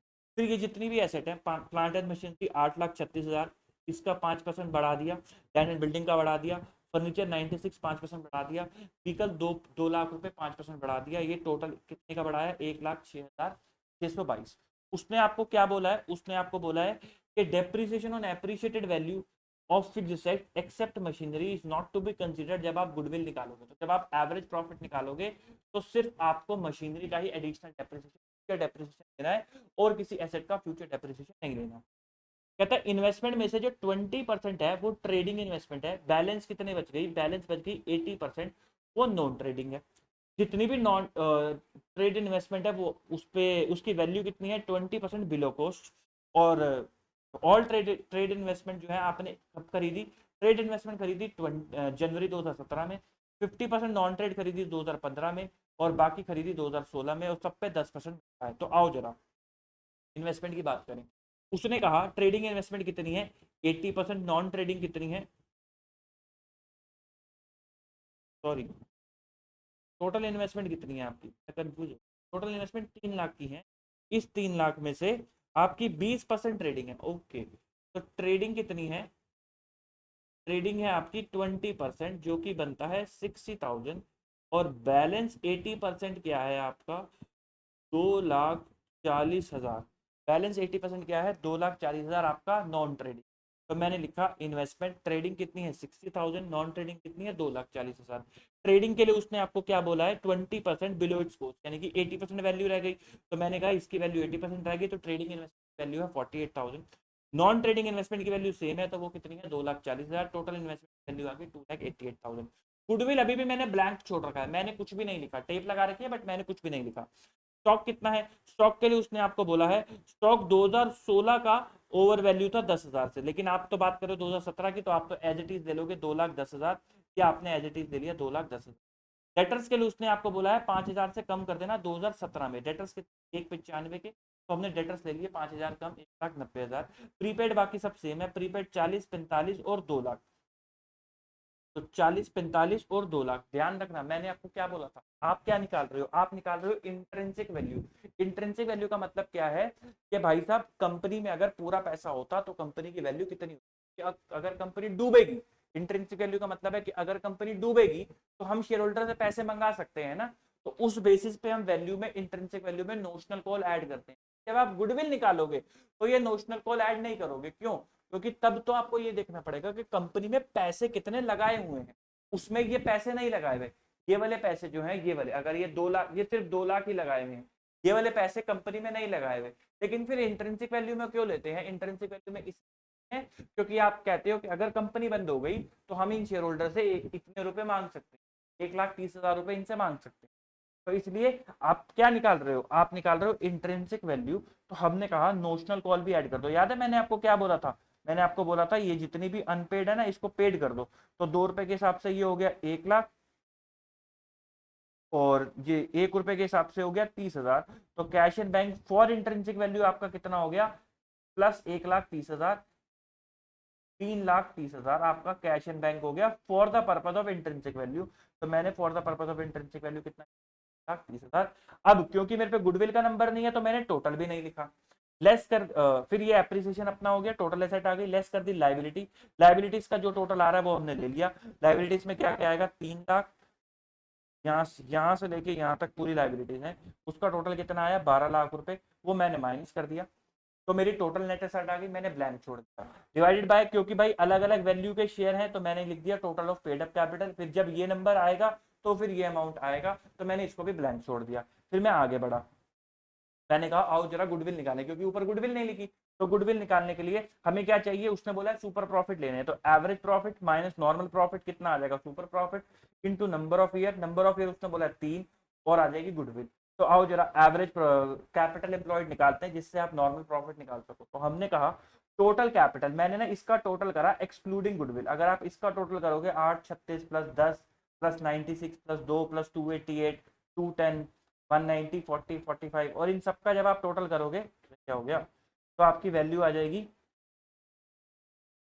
21,42,072 आपकी वैल्यू आ जाएगी जब आप सबका टोटल करोगे। लेकिन इस टोटल के अंदर नॉन ट्रेड इन्वेस्टमेंट भी शामिल है, इस टोटल के अंदर नॉन ट्रेड इन्वेस्टमेंट भी शामिल है, और इतने रुपए की नोशनल कॉल भी शामिल है, वो आपको हटानी पड़ेगी। ये नोशनल कॉल आपको हटानी पड़ेगी क्योंकि आप गुडविल के लिए निकाल रहे हो। तो मैंने नोशनल कॉल माइनस कर दी और मैंने माइनस कर दिया नॉन ट्रेड इन्वेस्टमेंट। तो मेरी वैल्यू कितनी आ गई, 17,72,072 गुडविल के लिए। ठीक है, फिर मैंने आपको बोला था अगर आपको एवरेज कैपिटल एम्प्लॉयड निकालनी है तो करंट प्रॉफिट का क्या कर सकते हो आप, करंट प्रॉफिट का हाफ कर सकते हो। तो सर हमें फिर करंट प्रॉफिट भी निकालना पड़ेगा, बिल्कुल हमें करंट प्रॉफिट भी निकालना पड़ेगा। आओ जरा करंट प्रॉफिट निकाल। तो 3 सालों के प्रॉफिट आपको ना गिवन है, 2015 16 और 17 के प्रॉफिट आपको गिवन है। तो हमने कहा उसने पैट आपको दे रखा है इतना इतना इतना, 50% का टैक्स रेट है, तो हमने टैक्स ऐड कर दिया। तो कितना आ गया, पीबीटी निकल करके आया। अब इसमें आपको क्या करना है, जो गलतियां हैं उन्हें ठीक करना है, जो चीजें बिजनेस से रिलेटेड नहीं है उन्हें हटा देना है, और आपके प्रॉफिट्स आ जाएंगे। फिर एवरेज प्रॉफिट के हिसाब से हम देखेंगे कि फ्यूचर में कितने प्रॉफिट होने हैं। तो हमने कहा मशीनरी की रेक्टिफिकेशन कर दी 50,000 रुपए की, जो कि उन्होंने रेवेन्यू में शामिल कर रखा था, तो उन्होंने अपना प्रॉफिट कम कर रखा होगा, हमने प्रॉफिट बढ़ा दिया रेक्टिफिकेशन। अब क्योंकि आपने मशीनरी की रेक्टिफिकेशन करी तो आपने मशीनरी का डेप्रिसिएशन भी माइनस करना पड़ेगा, यही तीनों डेप्रिसिएशन पर दे रखे थे, तो मैंने वो भी माइनस करवा दिया। फिर 2016 का क्लोजिंग स्टॉक ओवर वैल्यू था, क्लोजिंग स्टॉक अगर ज्यादा होगा तो आपका प्रॉफिट भी ज्यादा आएगा, तो इसका मतलब मैंने को प्रॉफिट कम करना पड़ेगा, मैंने प्रॉफिट कम कर दिया। 2016 का क्लोजिंग स्टॉक 2017 का ओपनिंग बनेगा, ये भी ज्यादा होगा, तो इससे आपका प्रॉफिट कम आएगा, तो मैंने ये वाला प्रॉफिट बढ़ा दिया। फिर उसने कहा था 5,000 से डेटर्स को कम कर देना, मैंने वो माइनस कर दिया। फिर जो नॉन ट्रेड इन्वेस्टमेंट थी, नॉन ट्रेड इन्वेस्टमेंट उसकी इनकम, तो उसने देखो नॉन ट्रेड इन्वेस्टमेंट के लिए आपको क्या बोला था, उस तो टोटल नॉन ट्रेड इन्वेस्टमेंट 2,40,000 की, उसने आपको बोला था कि 50% of the non trade investment कब खरीदी थी, जनवरी 2015 में, बैलेंस कब खरीदी थी 2016 में। तो यानी कि 50% हो गया 240 का 1,20,000 रुपए। तो 1,20,000 रुपए आपने 2015 में ही खरीद लिए थे, तो यानी कि उसका इंटरेस्ट आपको 2015 में भी मिला होगा, 2016 में भी मिला होगा, 2017 में मिला होगा। बैलेंस 50% जो थी आपने कब खरीदी थी 2016 में, तो उसका 2015 में नहीं मिला होगा, 2016 और 17 में मिला होगा। और जो आपने फर्नीचर पे लॉस करा था वो आपने यहाँ पे माइनस कर रखा होगा, तो हमने उसको ऐड बैक कर दिया, क्योंकि वो बिजनेस से रिलेटेड है, फर्नीचर बेचने का बिजनेस थोड़ा ना है हमारा। तो हमारे 3 साल के प्रॉफिट आ गए। तो मेरा करंट ईयर का प्रॉफिट कितना है 380,950, इसका ही आधा, इसका ही आधा मैंने माइनस कर दिया, 380,950 डिवाइड बाय 1/2 करा, तो 1,14,000 मेरा ये प्रॉफिट माइनस हो गया। इससे आ गई एवरेज कैपिटल एम्प्लॉयड। जब मेरी एवरेज कैपिटल एम्प्लॉयड आ गई तो मैंने उसको 10% से मल्टीप्लाई करके क्या निकाल लिया, मैंने उसको 10% से मल्टीप्लाई करके निकाल लिया साहब अपना नॉर्मल प्रॉफिट। क्या निकाल लिया, नॉर्मल प्रॉफिट मैंने 10% से मल्टीप्लाई करके। अब इन तीनों का एवरेज करा तो कितना आया 3। इसका मतलब क्या है, इसका मतलब है फ्यूचर में पर ईयर कितने प्रॉफिट होंगे, फ्यूचर में पर ईयर इतने प्रॉफिट होंगे, तो फ्यूचर का डेप्रिसिएशन भी आपको माइनस करना पड़ेगा। हाँ सर माइनस करना पड़ेगा। तो बताओ कितना डेप्रिसिएशन आएगा। उसने कहा था सिर्फ मशीनरी पे लेना, तो आपने मशीनरी की वैल्यू बढ़ा दी 418, तो 41822 का कितना 10% आपको माइनस करना पड़ेगा लो फ्यूचर। जो 50,000 की गलती थी इसका, इसका माइनस मत करना सर। क्यों माइनस नहीं करेंगे? क्योंकि ये आपने अपने एवरेज में कंसीडर कर लिया। क्या आपने अपने एवरेज में कंसीडर कर लिया? ऐसे तो सारे ही डेप्रिसिएशन माइनस करना पड़ जाएगा, तो आपने अपने एवरेज में कंसीडर कर लिया, इसका मतलब इस प्रॉफिट में इसका इंपैक्ट है। लेकिन जो आपने वैल्यू बढ़ाई उसका डेप्रिसिएशन यहाँ कंसीडर नहीं है। वो क्यों क्यों कंसीडर नहीं है? क्योंकि वो फ्यूचर का डेप्रिसिएशन, और ये प्रॉफिट फ्यूचर का है, तो फिर फ्यूचर के प्रॉफिट में से ही फ्यूचर का डेप्रिसिएशन आप माइनस करोगे। तो फ्यूचर के उसने आपको कुछ एक्सपेंसेस भी बोले, आपने वो भी माइनस करे। फ्यूचर के एक्सपेंसेस उसने आपको क्या बोले? 30,000 का एक खर्चा, 30,000 का एक खर्चा, तो हमने वो 50,000 भी माइनस करे। तो ये देखो जी, ये रहे वो 20,000 का एक खर्चा, 30,000 का एक खर्चा, और आपका प्रॉफिट कितना आ गया 337,635। और उसने कहा कि एक्सपेक्टेड टैक्स आपको कितना पे करना पड़ सकता है 40%, तो वो माइनस करके आपका एवरेज प्रॉफिट कितना क्या है 202 581 का आपका एवरेज प्रॉफिट निकल करके आया। तो हमने वो हटा दिया। Normal profit minus average profit आपका सुपर प्रॉफिट होता है। तो आपने एक्स्ट्रा प्रॉफिट कितना कमाया 36,802। नंबर ऑफ ईयर परचेज 3 है, तो इससे आपकी आगे गुडविल 110407। ये पूरी की पूरी गुडविल मैंने यहाँ लिख दी एज इट इज 1107। फिर इसका टोटल करा, ये मेरी कैपिटल आ गई after minus, after net asset आ गई, और मैंने टोटल पेड अप कैपिटल से जब उसको करा तो ये मेरा अमाउंट आ गया पर रुपी का। फिर मैंने पर रुपी को अपने पेड अप वैल्यू से मल्टीप्लाई कर दिया और मेरी वैल्यूज निकल करके आती चली गई।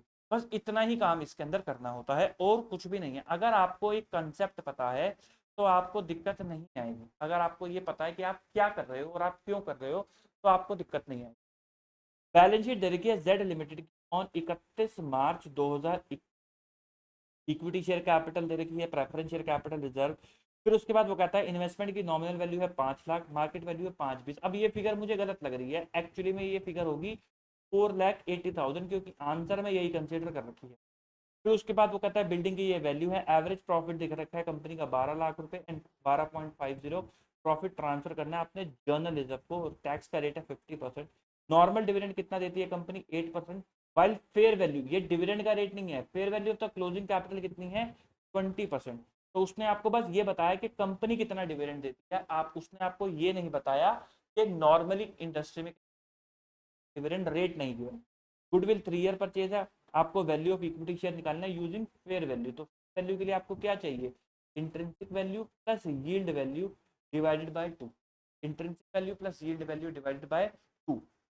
सबसे पहले आपको इंट्रिंसिक वैल्यू निकालनी पड़ेगी, उसके आपने बिल्डिंग प्लांट स्टॉक और ये डेटर।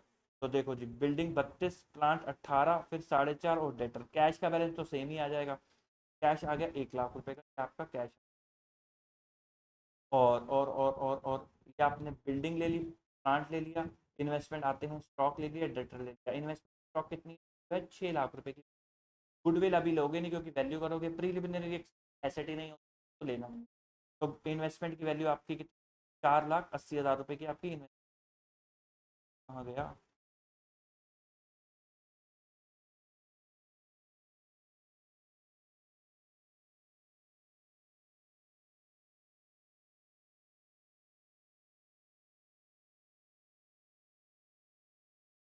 अच्छा ठीक है, ये गुडविल के लिए निकाल रहे हैं, कैपिटल एम्प्लॉयड फॉर गुडविल, तो इसलिए इन्वेस्टमेंट कंसीडर नहीं करी। इन्वेस्टमेंट नॉन ट्रेड है ना। लेस लाइबिलिटी, लाइबिलिटी में उसने क्या क्या माइनस करा? उसने क्रेडिटर माइनस करा 8 लाख रुपए, डिवेंचर माइनस करा 10 लाख रुपए का, ये डिवेंचर माइनस करा। तो 8 लाख रुपए ये और डिवेंचर और प्रेफरेंशियल कैपिटल 10 लाख रुपए, तो ये आ गई 31,10,000 रुपए। किसके लिए? Total capital employed for goodwill. Goodwill निकालने के लिए इतनी कैपिटल एम्प्लॉयड आपने कर रखी है। फिर हमने निकाला क्या? Actual profit. एक्चुअल प्रॉफिट जब हमने कहा तो उसने एवरेज प्रॉफिट आपको दे रखा है, एवरेज प्रॉफिट उसने कहा है 12 लाख रुपए का है, 50% का टैक्स रेट है। और अब इस प्रॉफिट के अंदर इन्वेस्टमेंट की इनकम भी शामिल है, और इन्वेस्टमेंट की उसने आपको क्या बोला है? फेस वैल्यू कितनी है, नॉमिनल वैल्यू कितनी है 5 लाख, और 10% का रिटर्न है। हमेशा रिटर्न नॉमिनल वैल्यू यानी कि फेस वैल्यू पे मिलता है। तो 50,000 रुपीज की आपकी इनकम इस 12 लाख के प्रॉफिट में शामिल है। आप काम कर रहे हो गुडविल के लिए, जैसे अभी हमने गुडविल में से हटाया था, गुडविल के लिए प्रॉफिट में से हटाया था ना नॉन ट्रेड का, तो आपको इसको भी हटाना पड़ेगा। वैल्यू कितनी आ गई? 11.5 लाख। फिर आपने इनकम टैक्स माइनस करा कितने रुपए का? 50% का इनकम टैक्स माइनस करा। ये 12 लाख रुपए ना प्रॉफिट बिफोर टैक्स ही गिवन है। फिर ये माइनस करा तो आपका आ गया इनकम टैक्स माइनस करके ये आ गया 5,75,000। और आपको प्रेफरेंस डिविडेंड भी देना है 12% का, 10 लाख का 12%, 1,20,000 ये माइनस करा। Profit available for equity share holder बचेगा 4,55,000। उसने 3 सालों का आपको दिया ही नहीं, तो आप कैसे निकालोगे एवरेज प्रॉफिट? तो आप इसी को एवरेज मान के चलोगे। दूसरी चीज, अगर वो आपसे प्रॉफिट का एवरेज नहीं करवाता ना, तो आप कैपिटल का भी एवरेज मत करो। अगर वो आपसे प्रॉफिट का एवरेज करवा रहा है, डिटेल दे रहा है, तो ही कैपिटल का एवरेज भी करना। फिर हमने कहा जरा निकालते हैं नॉर्मल प्रॉफिट कितना है। तो नॉर्मल प्रॉफिट आया 31,10,000 का, 10% 3,11,000 नॉर्मल प्रॉफिट आया। एक्चुअल प्रॉफिट कितना है? 4,55,000। तो सुपर प्रॉफिट आ गया 144 का। 3 ईयर परचेज के हिसाब से गुडविल आ गई 4,32,000 की मेरी गुडविल आ गई। ठीक। अब जो आपकी नेट एसेट आ रही थी कितनी आ रही थी? 31,10,000 की, ये गुडविल के लिए थी। अब इसके अंदर गुडविल जोड़ दोगे, 4,32,000 की गुडविल जोड़ दोगे और 4,80,000 की इन्वेस्टमेंट भी जोड़ दोगे, तो आपकी इंट्रिंसिक वैल्यू के लिए कैपिटल आ जाएगी 31,10,000 प्लस 4,32,000 प्लस 4,80,000, तो 40,22,000 आपकी इंट्रिंसिक वैल्यू के लिए आ गई कैपिटल। 40,22,000, ये देखो जी, कैपिटल फॉर इंट्रिंसिक वैल्यू आ गई 40,22,000 divided by number of share, तो पर शेयर वैल्यू आ गई इतनी। आपको फेयर वैल्यू निकालनी है, तो उसके आपको इंट्रिंसिक वैल्यू चाहिए। आपको intrinsic value plus yield value divided by 2, value आ गई 40.2 प्लस। अब आपको क्या निकालनी है? Yield value. यील्ड वैल्यू के लिए उसने आपको बोला है कि कंपनी एक्सपेक्ट करती है 8% का डिविडेंड, और आप उसने आपको जो वो डिविडेंड नहीं कहते हैं मार्केट का जो नॉर्मल डिविडेंड पे होता है वो नहीं दिया, कंपनी जितना डिविडेंड देती है उसने आपको वो दे दिया। अब आओ जरा नोट्स पे आओ एक बार, मैं आपको आओ जी। मैंने आपको यील्ड वैल्यू के लिए क्या बताया था? मैंने आपको बोला था कि या तो आपको रेट गिवन होगा, अगर ये वाला रेट गिवन नहीं है तो आप क्या निकालोगे? Profit available for dividend, profit available for dividend divided by normal rate of return. तो बताओ डिविडेंड के लिए प्रॉफिट कितना अवेलेबल होगा? डिविडेंड के लिए प्रॉफिट अवेलेबल होगा 4,55 में से आपने रिजर्व के अंदर ट्रांसफर कर दिया 12.5%। डिविडेंड के लिए प्रॉफिट अवेलेबल हुआ 3,98,125 आपके लिए डिविडेंड के लिए अवेलेबल हुआ, डिवाइडेड बाय नॉर्मल रेट आप 8% करते हो, तो ये कितना आ गया? 3,98,125 डिवाइड बाई 8% हो गया 4,976,560। ये आपका आ गया 4,976,560 प्रॉफिट कैपिटलाइज वैल्यू। फिर कैपिटलाइज वैल्यू को जब आप डिवाइड कर देते हो नंबर ऑफ शेयर से, अब यहाँ पे दोनों ही फुली पेड है, एक ही क्लास है, तो मैं नंबर ऑफ शेयर यूज कर रहा हूँ। डिवाइडेड बाय कर दो कितने रुपए से? 1,00,000 रुपीज। तो आपकी वैल्यू कितनी आ गई? 49.77। 49.77 आपकी आ गई। तो आप ले लोगे 49 डिवाइडेड बाय 2 आप कर दो, तो आपकी वैल्यू निकल कर क्या आ जाएगी? 40.22 प्लस 49.77 डिवाइड बाय 2, तो 45। तो आपकी वैल्यू कितनी? 45 आपकी वैल्यू, अप्रॉक्स 45। इलस्ट्रेशन नंबर 6, आपको बैलेंस शीट दे रखी है, वो कहते हैं फिक्स एसेट्स कितने के हैं? 24 लाख के हैं। Other tangible asset, other tangible asset जो 5 लाख वाले हैं, तो फिक्स एसेट्स कितने? 24, ये कितने के हैं? 3 लाख के। और बाकी वाले कितने के हैं? इनटेंजिबल 3 के हैं, क्योंकि उनकी market value given. Company is expected to settle dispute bonus of claim 1 lakh, तो यहाँ पे एक और लाइबिलिटी है 1 लाख रुपए की, not provided for in the account. Goodwill appearing in the balance sheet is purchase goodwill. ये कंसिडर करा है कि हम इंक्रीज करेंगे value of goodwill by an amount equal to average of book value, जो ये दे रखी है 5, and a valuation made for 3 year purchase of average super profit of the last 4 year. तो आपको सुपर प्रॉफिट से निकालना है और आपको एवरेज प्रॉफिट दे रखा है। Normal expectation of the industry of the company belong is 10%। ये वो है, रिटर्न की है, डिविडेंड की नहीं है। कमलेश कोई बंदा है 20,000 इक्विटी शेयर होल्डर करके बैठा है, fully paid up 10,000 equity share for each, fully paid up. He want to sell away his holding. आपको ब्रेकअप वैल्यू और मार्केट वैल्यू निकालनी है, और कंट्रोलिंग इंटरेस्ट के पॉइंट ऑफ व्यू से भी सर आपको प्रॉफिट वाला यील्ड निकालना पड़ेगा, ना कि डिविडेंड वाला यील्ड, क्योंकि आपको कंट्रोलिंग इंटरेस्ट के हिसाब से भी ये बतानी है। तो हमने कहा तो सबसे पहले तो आप क्या निकालोगे, आप निकालोगे कैपिटल एम्प्लॉयड। तो आओ जरा कैपिटल एम्प्लॉयड निकालो। तो 24 प्लस 3 27 प्लस 3 ये हो गया 30। 30 में से लाइबिलिटी माइनस करो, यही लाइबिलिटी है 11। ये माइनस कर दी, कितनी आ गई 29 की, क्या आ गई आपकी 30 माइनस 11 तो 19। 24 प्लस 3 30 माइनस 11 19 की, 19 की क्या आ गई आपकी नेट एसेट आ गई 19 लाख रुपीज आ गई, 19 लाख रुपीज। फिर क्योंकि उसने आपको एवरेज दे रखा है तो आप एवरेज प्रॉफिट माइनस करना। 2017 के प्रॉफिट में आपको 1 लाख रुपए माइनस करने पड़ेंगे, बाकी तो ये सब सेम ही है, इसमें तो कोई एडजस्टमेंट ही नहीं है। तो ये हो गया 3, ये हो गया 3.5, ये हो गया 4, ये कितना हो गया 3.1। इसका हाफ माइनस कर दो। तो 3.1 का हमने हाफ माइनस कर दिया, तो मेरी एवरेज कैपिटल एम्प्लॉयड कितनी आ गई 17.45 मेरी एवरेज कैपिटल एम्प्लॉयड आ गई। अब मेरा एक्चुअल प्रॉफिट, एवरेज प्रॉफिट कितना है, इनका एवरेज कर दो। कहाँ गया ये, इनका टोटल लगाओ। 3 plus 3.5 plus 4 plus 3.1 divided by 4। 3.4 मेरा एवरेज आ गया। तो मेरा एवरेज प्रॉफिट कितना कमाता हूँ मैं 3.4, और इसका 10% उसने आपको बोला था नॉर्मल कमाते हैं। सुपर प्रॉफिट आ गया 1.655। 3 ईयर परचेज के हिसाब से गुडविल आ गई 4.965। फिर उसने कहा था 4.965 जो सुपर प्रॉफिट वाली आएगी प्लस जो बुक वैल्यू है उसका आधा कितना होता है 4.9825 लाख, इतने से गुडविल बढ़ा देंगे। करंट गुडविल आ रही है 5, बढ़ा दी प्लस उसके अंदर कर दी 4.9825, तो ये हो गई 9.9825 की गुडविल हो गई आपकी। 9.9825 आपकी कैपिटल आ रही थी 19 गुडविल, उसके अंदर गुडविल जोड़ी टोटल कैपिटल हो गई 28.98 आपकी टोटल कैपिटल हो गई। फिर उसके बाद पर रुपी वैल्यू निकाली, देखो क्योंकि 2 शेयर दे रखे हैं ना 10 वाले और 6 वाले, तो कैपिटल से डिवाइड कर दिया, 16 से डिवाइड कर दिया, तो कितनी आ गई 1.81 आपकी वैल्यू आ गई।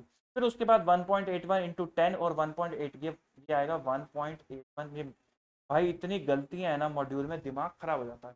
1.81 और 1.81 आएगा यहाँ पर के लिए। तो कंट्रोलिंग इंटरेस्ट के लिए मैंने आपको क्या बोला था, आपको डिविडेंड यील्ड यूज नहीं करना, आपको क्या यूज करना है, आपको प्रॉफिट यील्ड यूज करना है। प्रॉफिट यील्ड के लिए अपन ने आपको क्या बताया है, अपन ने आपको बताया भाई normal profit divided by normal rate of return. मुझे बताओ नॉर्मल प्रॉफिट कितना है, नॉर्मल प्रॉफिट आपका कितना आ रहा था, एवरेज प्रॉफिट कहाँ गया भैया आपका, एवरेज प्रॉफिट आता 3.4।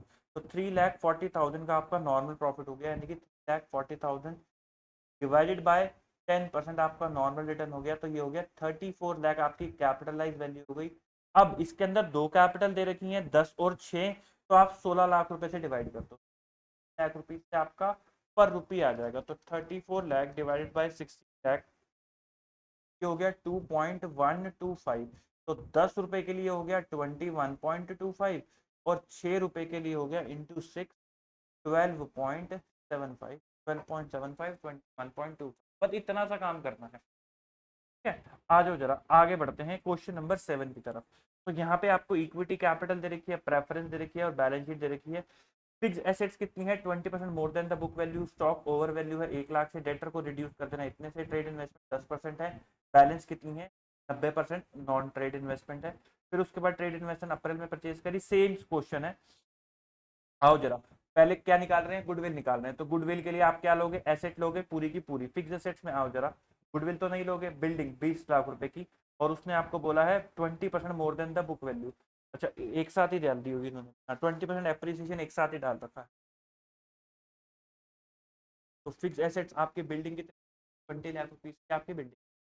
बिल्डिंग के बाद आपने क्या लिया, ये ले लिया plant and machinery 22 lakh rupees. Plant and machinery को बोला है 18-19 के अंदर, और आप क्या कर रहे हो अभी, आप बना रहे हो इस 18-19 के अंदर एक मशीन है 2 लाख रुपए की जो purchase wrongly charge to revenue, और दिस अमाउंट शुड बी। बिल्कुल सेम है यार, बिल्कुल सेम क्वेश्चन है, तो ये आप खुद से कर लेना ट्राई। हमने सेम क्वेश्चन कर लिया था, तो हम आगे बढ़ जाते हैं। बेफालतू में सारा का सारा सेम क्वेश्चन डिस्कस करने का फायदा है नहीं। आओ जी, एक्स वाई जी एक पार्टनरशिप फर्म है, अर्न करती है profit during the past 5 year as follows. आपको गुडविल निकालनी है, हर एक केस में गुडविल निकालनी है। 2 year purchase of average profit of last 5 year. तो कुछ नहीं करना, इन सभी प्रॉफिट्स का एवरेज लेके ये आया इंटू 2 कर देना, ये आपकी आ गई गुडविल। सेकंड केस में वो कहता है डिसाइड करो value of goodwill on the basis of 3.5 year of purchase of average profit of last 5 year, और वेट आपको देना है 1 2 3 6 और 8। आओ जी, पहला 1 2 3 6 और 8, और फिर इन्हीं वेट का टोटल आ जाता है वेटेड एवरेज के अंदर। तो एवरेज आ गया 41,855, ये आ गई गुडविल। अगले केस के अंदर वो कहता है गुडविल को वैल्यू करना है 3 of purchase weighted average profit of the last 5 year giving maximum weight to the recent result. इसका मतलब क्या है कि आप 1 2 3 4 5 चलोगे तो जो रीसेंट वाले हैं उनको देखो मैक्सिमम मिल रहा है वेट। अगर वो उल्टा बोलता तो मैं चलता 1 2 ऐसे चलता, फिर 1 2 3 4 5। अगर बोलता जो पुराने वाले साल है उनको ज्यादा वेट देना है तो फिर अपन ऐसे चलते। तो गुडविल आ गई इतने की इंटू 3 है, तो टोटल गुडविल आ गई इतनी। केस डी के अंदर वो आपको क्या बोलता है, वो कहता है decided to value goodwill on the basis of 2.5 year of purchase of simple average profit of last 5 year. In this regard abnormal loss हुआ है 1800 का, तो 2019 के अंदर 2014 के अंदर नॉन रेकरिंग रिसिप्ट आई है 2500 की, और 2015 का ओवर वैल्यू रखा है स्टॉक 2400। तो आप प्रॉफिट निकालोगे, प्रॉफिट निकालो जरा कौन कौन से आपको प्रॉफिट दे रखे हैं। 2017, 17 में उसने आपको कुछ नहीं बोला, 18 में उसने आपको बोला है कुछ नहीं, 2015 कहाँ से आ गया, 2019 प्रॉफिट ऑफ 2014।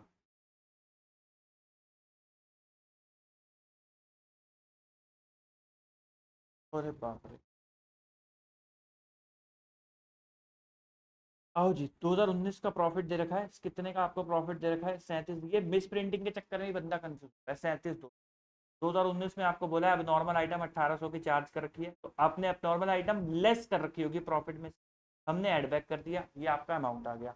तो फिर ये जो इंफॉर्मेशन है ना ये वाली, ये 2020, 2020 में नॉन रेकरिंग डिपॉजिट कितने, रिसिप्ट कितनी है 2500 रुपए की, तो 42,000 का प्रॉफिट था आपका, कहाँ गया, 42,000 का प्रॉफिट था, इसमें 2500 नॉन रेकरिंग रिसिप्ट थी, तो वो हमने माइनस कर दी क्योंकि ये रिसिप्ट इसके अंदर इंक्लूड। फिर ये वाली इंफॉर्मेशन आपकी 2021 की है, तो 2400 से क्लोजिंग स्टॉक ओवर वैल्यू था, तो वो हमने माइनस कर दिया क्योंकि जैसे ही आप स्टॉक की वैल्यू गिराओगे आपका प्रॉफिट कम हो जाएगा। फिर उसके बाद एवरेज निकाल के गुडविल। इस प्रिंटिंग के चक्कर में आधा बंदा कंफ्यूज हो जाता। तो इलस्ट्रेशन नंबर 9, प्रॉफिट अर्न करा 4 ईयर्स का। Firm has a total asset 82,000, current liability 12,800, normal rate 10%। आपको गुडविल निकालनी है 2.5 ईयर ऑफ एवरेज पर, एवरेज सुपर प्रॉफिट के हिसाब से। तो हमने एवरेज निकाला इतना आ गया। टोटल एसेट्स कितनी है 82 की, करंट लायबिलिटी माइनस करी तो ये आ गई कैपिटल एम्प्लॉयड। कैपिटल एम्प्लॉयड का 10% निकाला, ये आ गया नॉर्मल प्रॉफिट। ओवर निकाला 39.5, ये आ गया सुपर प्रॉफिट। और एवरेज परचेज से गुडविल निकाला। कहता सुपर प्रॉफिट इतने हैं और एन्युटी, अब यहाँ पे नंबर ऑफ ईयर की परचेज की बजाय एन्युटी दे रखी है, तो इसको इसको मल्टीप्लाई कर देना, आपकी गुडविल आ जाएगी। एवरेज प्रॉफिट आपको दे रखा है, ये एवरेज दे रखा है 7 लाख रुपए, एवरेज कैपिटल एम्प्लॉयड दे रखा है 55 लाख रुपए, नॉर्मल रेट है 10%, तो कितने का हो गया 5,50,000 रुपए की आपकी नॉर्मल प्रॉफिट हो गया। 7 लाख में से आप माइनस कर दोगे 5,50,000, तो सुपर प्रॉफिट आ जाएंगे 7 लाख माइनस 550, 1.5 लाख रुपए के आपके सुपर प्रॉफिट आ गए। और इसको मल्टीप्लाई कर दोगे इससे, तो आपका आ जाएगा क्या, ये गुडविल आ जाएगी आपकी 4 पॉइंट, ये जो भी आ रही है 475 485। कहता है फर्म वैल्यू करती है गुडविल अंदर कैपिटलाइजेशन ऑफ प्रॉफिट मेथड, उसका average profit of the last 4 year कितने 72,000, ये एवरेज दे रखा है याद रखना। नेट एसेट और कैपिटल एम्प्लॉयड कितनी दे रखी है 480 और 5 lakh, normal rate of return कितना है 12% का, तो 60,000, 5 लाख का 12%, कैपिटल एम्प्लॉयड का निकालते हो 60,000, आपने कितने का इन्वेस्ट प्रॉफिट नॉर्मल है, एवरेज प्रॉफिट है आपका 72 का, तो 12,000 के क्या हो गए आपके सुपर प्रॉफिट हो गए। आपको कैपिटलाइजेशन ऑफ एवरेज प्रॉफिट और कैपिटलाइजेशन ऑफ सुपर प्रॉफिट से आपको निकालना है। आपके एवरेज प्रॉफिट कितने, एवरेज प्रॉफिट है आपके 72,000, 72,000 कैपिटलाइजेशन और नॉर्मल रेट 12%, तो आपकी गुडविल कितने की आ गई, ये कैपिटल एम्प्लॉयड हो कितने की गई 72,000 डिवाइडेड बाय 12%। तो आपके पास 6 लाख रुपए की कैपिटल होनी चाहिए थी अगर आपको 72,000 कमाने हैं आज की इंडस्ट्री में। इसका मतलब क्या है कि आपके पास 6 लाख रुपए की, तो मैं लिख देता हूँ शुड बी कैपिटल, कि आपके पास इतनी कैपिटल होनी चाहिए थी अगर आपको 72,000 रुपए कमाने हैं। बट आपने बिजनेस में 480 लगा रखी है, तो यानी कि आप अपनी गुडविल से कितना पैसा कमा पा रहे हो, आप अपनी गुडविल से 1,20,000 रुपए कमा पा रहे हो, तो वैल्यू ऑफ गुडविल आ गई 1,20,000। सुपर प्रॉफिट की कैपिटलाइजेशन की बात करें तो 12,000 के सुपर प्रॉफिट डिवाइडेड बाई 10%, तो क्या देंगी सुपर प्रॉफिट, ये 1,20,000 रुपए की कितना परसेंट है 12% है, सॉरी 12% के हिसाब से 1 लाख रुपए की फिर एक पॉइंट आता है आपका मार्केट अप्रोच। मार्केट अप्रोच में कुछ नहीं करना होता, आपको दूसरी कंपनीज दे रखी होती हैं और उनके फैक्टर्स दे रखे हैं, पैट, कैश फ्लो, सेल्स और उनका मार्केट कैप। मार्केट कैप आपका होता है फैक्टर कि भाई इनके पैट पे इनका मार्केट कैप कितना, इनके कैश फ्लोज पे इनका मार्केट कैप कितना, इनकी सेल्स पे इनका मार्केट कैप कितना। फिर इसका एवरेज लेके आप अपने ऊपर अप्लाई करते हो। जैसे हमने कहा कि company A B C D की पैट इतनी है, कैश फ्लोज इतनी है, सेल्स इतनी है और मार्केट कैप इतना है। भाई पैट 20,000 का पैट पे 1.5 लाख का मार्केट कैप, यानी कि रेशियो कितना आ गया 7.5। 16,000 के पैट पे 1.75, तो रेशियो कितना आ गया 10.75। कैसे निकाला? Market cap divided bye PAT. हमेशा मार्केट कैप को ही ऊपर रखना ये रेशियो निकालते वक्त, क्योंकि आप ये निकालते हो कि मार्केट कैप कितना ज्यादा है, कि how many times market cap is according to the PAT, according to the cash flow, according to the sales. तो इसलिए हमेशा मार्केट कैप को ही ऊपर रखना। तो उस बेसिस पे आपने ये नंबर्स निकाले। Similarly market cap divided by cash flow, market cap divided by sales करके आपने ये नंबर्स निकाले A B C D.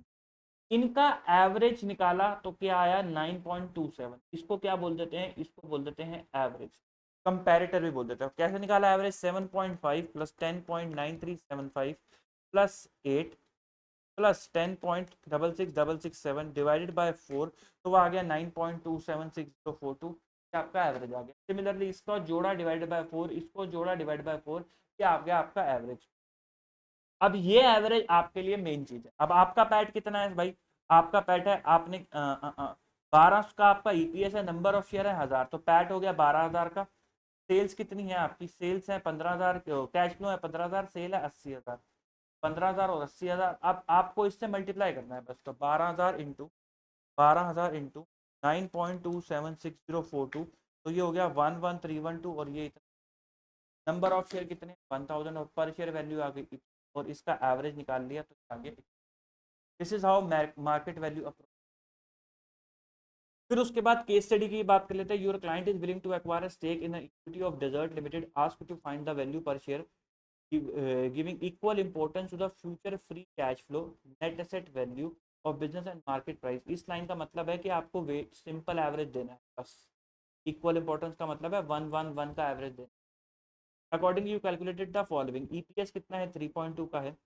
Free cash flow to the firm कितने हैं? 40 लाख। मैनेजमेंट के एक्सपेंस 4% से ग्रो करेंगे for the forcible. Debt capital है 60। वेटेड एवरेज और के आपको दे रखा है। Number of equity 10 lakh. Net assets कितनी है? 1 लाख रुपए एक्सक्लूडिंग गुडविल। पीयर ग्रुप की पी रेशियो आपको दे रखे है, इससे आप एवरेज निकाल दोगे। 11 plus 12 plus 13 divide by 3, average होगी 12। एवरेज पी कितनी है आपकी? 12 की। Earn super profit 6 lakh for the fourth coming of 5 year only. You can calculate present value of annuity 3.43, 14% का डिस्काउंट रेट 3 एंड 3.2 17% के रेट पर। तो वैल्यू ऑफ शेयर आपको क्या क्या निकालना है भैया? आपको डीसीएफ भी चाहिए, आपको नेट एसेट भी चाहिए और आपको मार्केट प्राइस भी चाहिए। मार्केट प्राइस के लिए आपको पी रेशो दे रखा है। तो डीसीएफ की बात कर लेते हैं। डीसीएफ के लिए आपको वैल्यू ऑफ बिजनेस निकालना है, तो आपको केसी से मतलब है, केई से मतलब नहीं है। 40 लाख रुपीज आपने लास्ट ईयर कमाए थे। अब देखो जी, आप यहाँ पे खड़े हो, ये खड़े आप, यहाँ पे आपने 40 लाख रुपीज कमाए थे। वो कहता है इसको ग्रो करा दो कितने रुपए से? 4% से। तो 40 प्लस 4% कितना हो गया? ये हो गया 41.6। वो कहता है ये निरंतर फ्यूचर तक चलेंगे।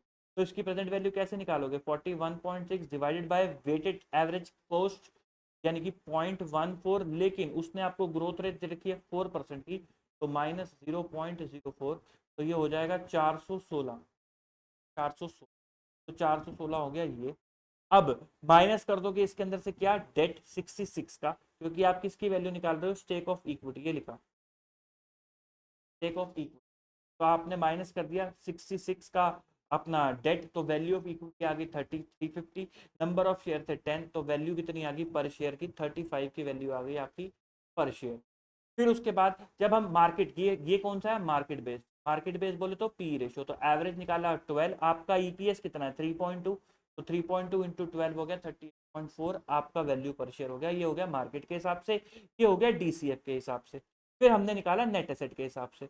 नेट एसेट एक्सक्लूडिंग गुडविल उसने आपको दे रखी है कितनी रुपीज की? 300 लैक्स की। आपको एक्सक्लूडिंग गुडविल दे रखी है 300 लैक्स। गुडविल उसने कहा है सुपर प्रॉफिट एन्युटी के हिसाब से आपको करना है। सुपर प्रॉफिट है 6 लाख रुपए का। और you calculated the present value of annuity for 5 year is 3.43, कहाँ गया 3.43, और into 300 lakh, sorry into 6 lakh का आपको सुपर प्रॉफिट है ना, क्या आ गया आपका कितना 20.6, टोटल गुडविल होगी 3.6, टोटल नेट एसेट इंक्लूड होगी 3.6, शेयर से डिवाइड करा तो 32.06 होगी नेट एसेट के बेसिस पे। दो अप्रोच आपके पास आ गई, इनको इक्वल वेट दिया, अगर आप देखो तो into one into one into one और टोटल 3, 1 1 1 3, कैसे आया 1 + 1 + 1, आ गया average 35.15। Light Limited contemplating to acquire equity stake in Twilight Limited और required to know the intrinsic value of its share on 1 अप्रैल 2020, 2021 और 2022। आपको ईबीटी दे रखा है 800, 900, 1000 और 1100। तो ईबीआईटी में से आप टैक्स माइनस कर दोगे, जो कि मेरा इफेक्टिव टैक्स रेट 25%, तो माइनस करो जरा 800 में से 25% माइनस करो, कितना आएगा 800 लेस 25% 600, ये आ गया नोपैट। नोपैट कैसे आया, ये आया EBIT into 1 minus tax rate, क्या आ गया मेरा नोपैट। फिर नोपैट के अंदर मैंने डेप्रिसिएशन जोड़ दिया 100, 120, 125 और 130। फिर अब देखो भाई, मेरे हिसाब से ये माइनस होना चाहिए था, ये प्लस होना चाहिए था, लेकिन यहाँ पर ये उल्टा हो रखा है, मुझे नहीं समझ में आया कि क्यों, बट ठीक है, अब जो इन्होंने कर रखा है वही अपन कर देंगे। बट मेरे हिसाब से यहाँ पे ये इंक्रीज इन एसेट माइनस होना चाहिए था और इंक्रीज इन करंट लाइबिलिटी, क्योंकि जब आप करंट एसेट को बढ़ा रहे हो, अपनी टोटल करंट एसेट को बढ़ा रहे हो, तो आपका कैश इन्वेस्ट हो रहा होगा कहीं ना कहीं और करंट लाइबिलिटी क्या हो रहा होगा। बट ये लोग इसको प्लस करें और इसको माइनस करें हैं, तो अगर आप देखो तो 600 प्लस 100 प्लस 95 माइनस 15 इज 780, तो ये आपका क्या आ गया, कैश फ्लोज आ गए, फ्री कैश, ये है टोटल कैश फ्लो। तो ये आ गए total cash flow, total cash flow में से कैपेक्स माइनस कर दिया 140 का, तो ये मेरा आ गए free cash flow to the firm, कितने आ गए free cash flow to the firm. अब जरा देखो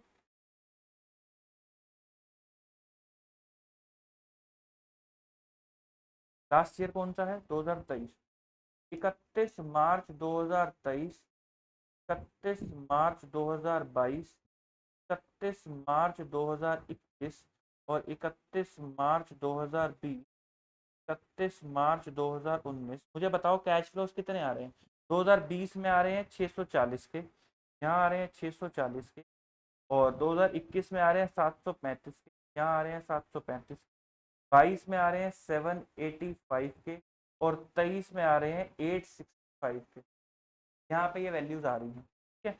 और आपको वैक कितना दे रखा है, वैक आपको दे रखा है 10% का, आपको वैक दे रखा है, इक्विटी की कुछ करना नहीं है, क्योंकि आप सीधा डेट कैपिटल माइनस कर दोगे, फिर उसके बाद वैल्यू पर शेयर निकाल देंगे, सॉरी, आपको वैक से इसको प्रेजेंट वैल्यू करना है, तो आप सबसे पहले आपको कहाँ वैल्यू निकालनी है, 20, 21 और 22 तीनों की निकालनी है। तो 22 में आप 31 मार्च 22 में आप यहाँ पे खड़े हो, तो 1 अप्रैल 2022 को, तो आपको फ्यूचर में क्या दिख रहा है 865, और ये इंफिनिटी तक है, तो इसकी वैल्यू कैसे निकालोगे, 865 डिवाइडेड बाय 0.1, ये कितना आ गया 8650, 8650। अगर ग्रोथ के साथ निकालना पड़ जाए तो कैसे निकालोगे, 865 divided by 0.10 minus case number 2 में ग्रोथ है, 3% की केस नंबर 2 में ग्रोथ है, तो 0.03, तो ये कितना आ गया 865 डिवाइडेड बाय 0.7, तो 12357, 12357 आ गई वैल्यू ग्रोथ के साथ। फिर उसके बाद अगली वैल्यू आपको कहाँ निकालनी है, अगली वैल्यू आपको निकालनी है 2021 में।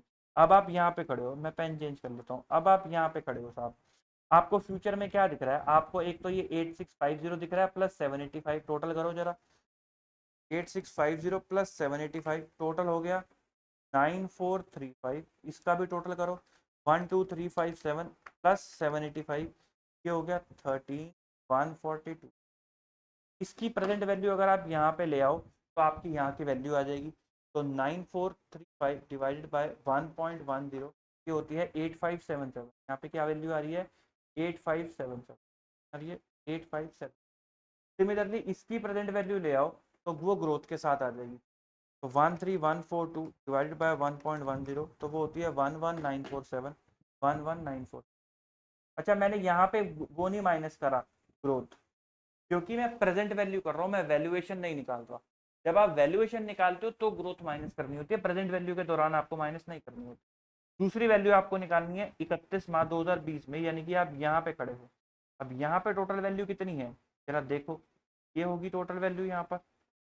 तो 8577 प्लस 735 ये हो गया 577 प्लस 735 9312, ये हो गया 9312।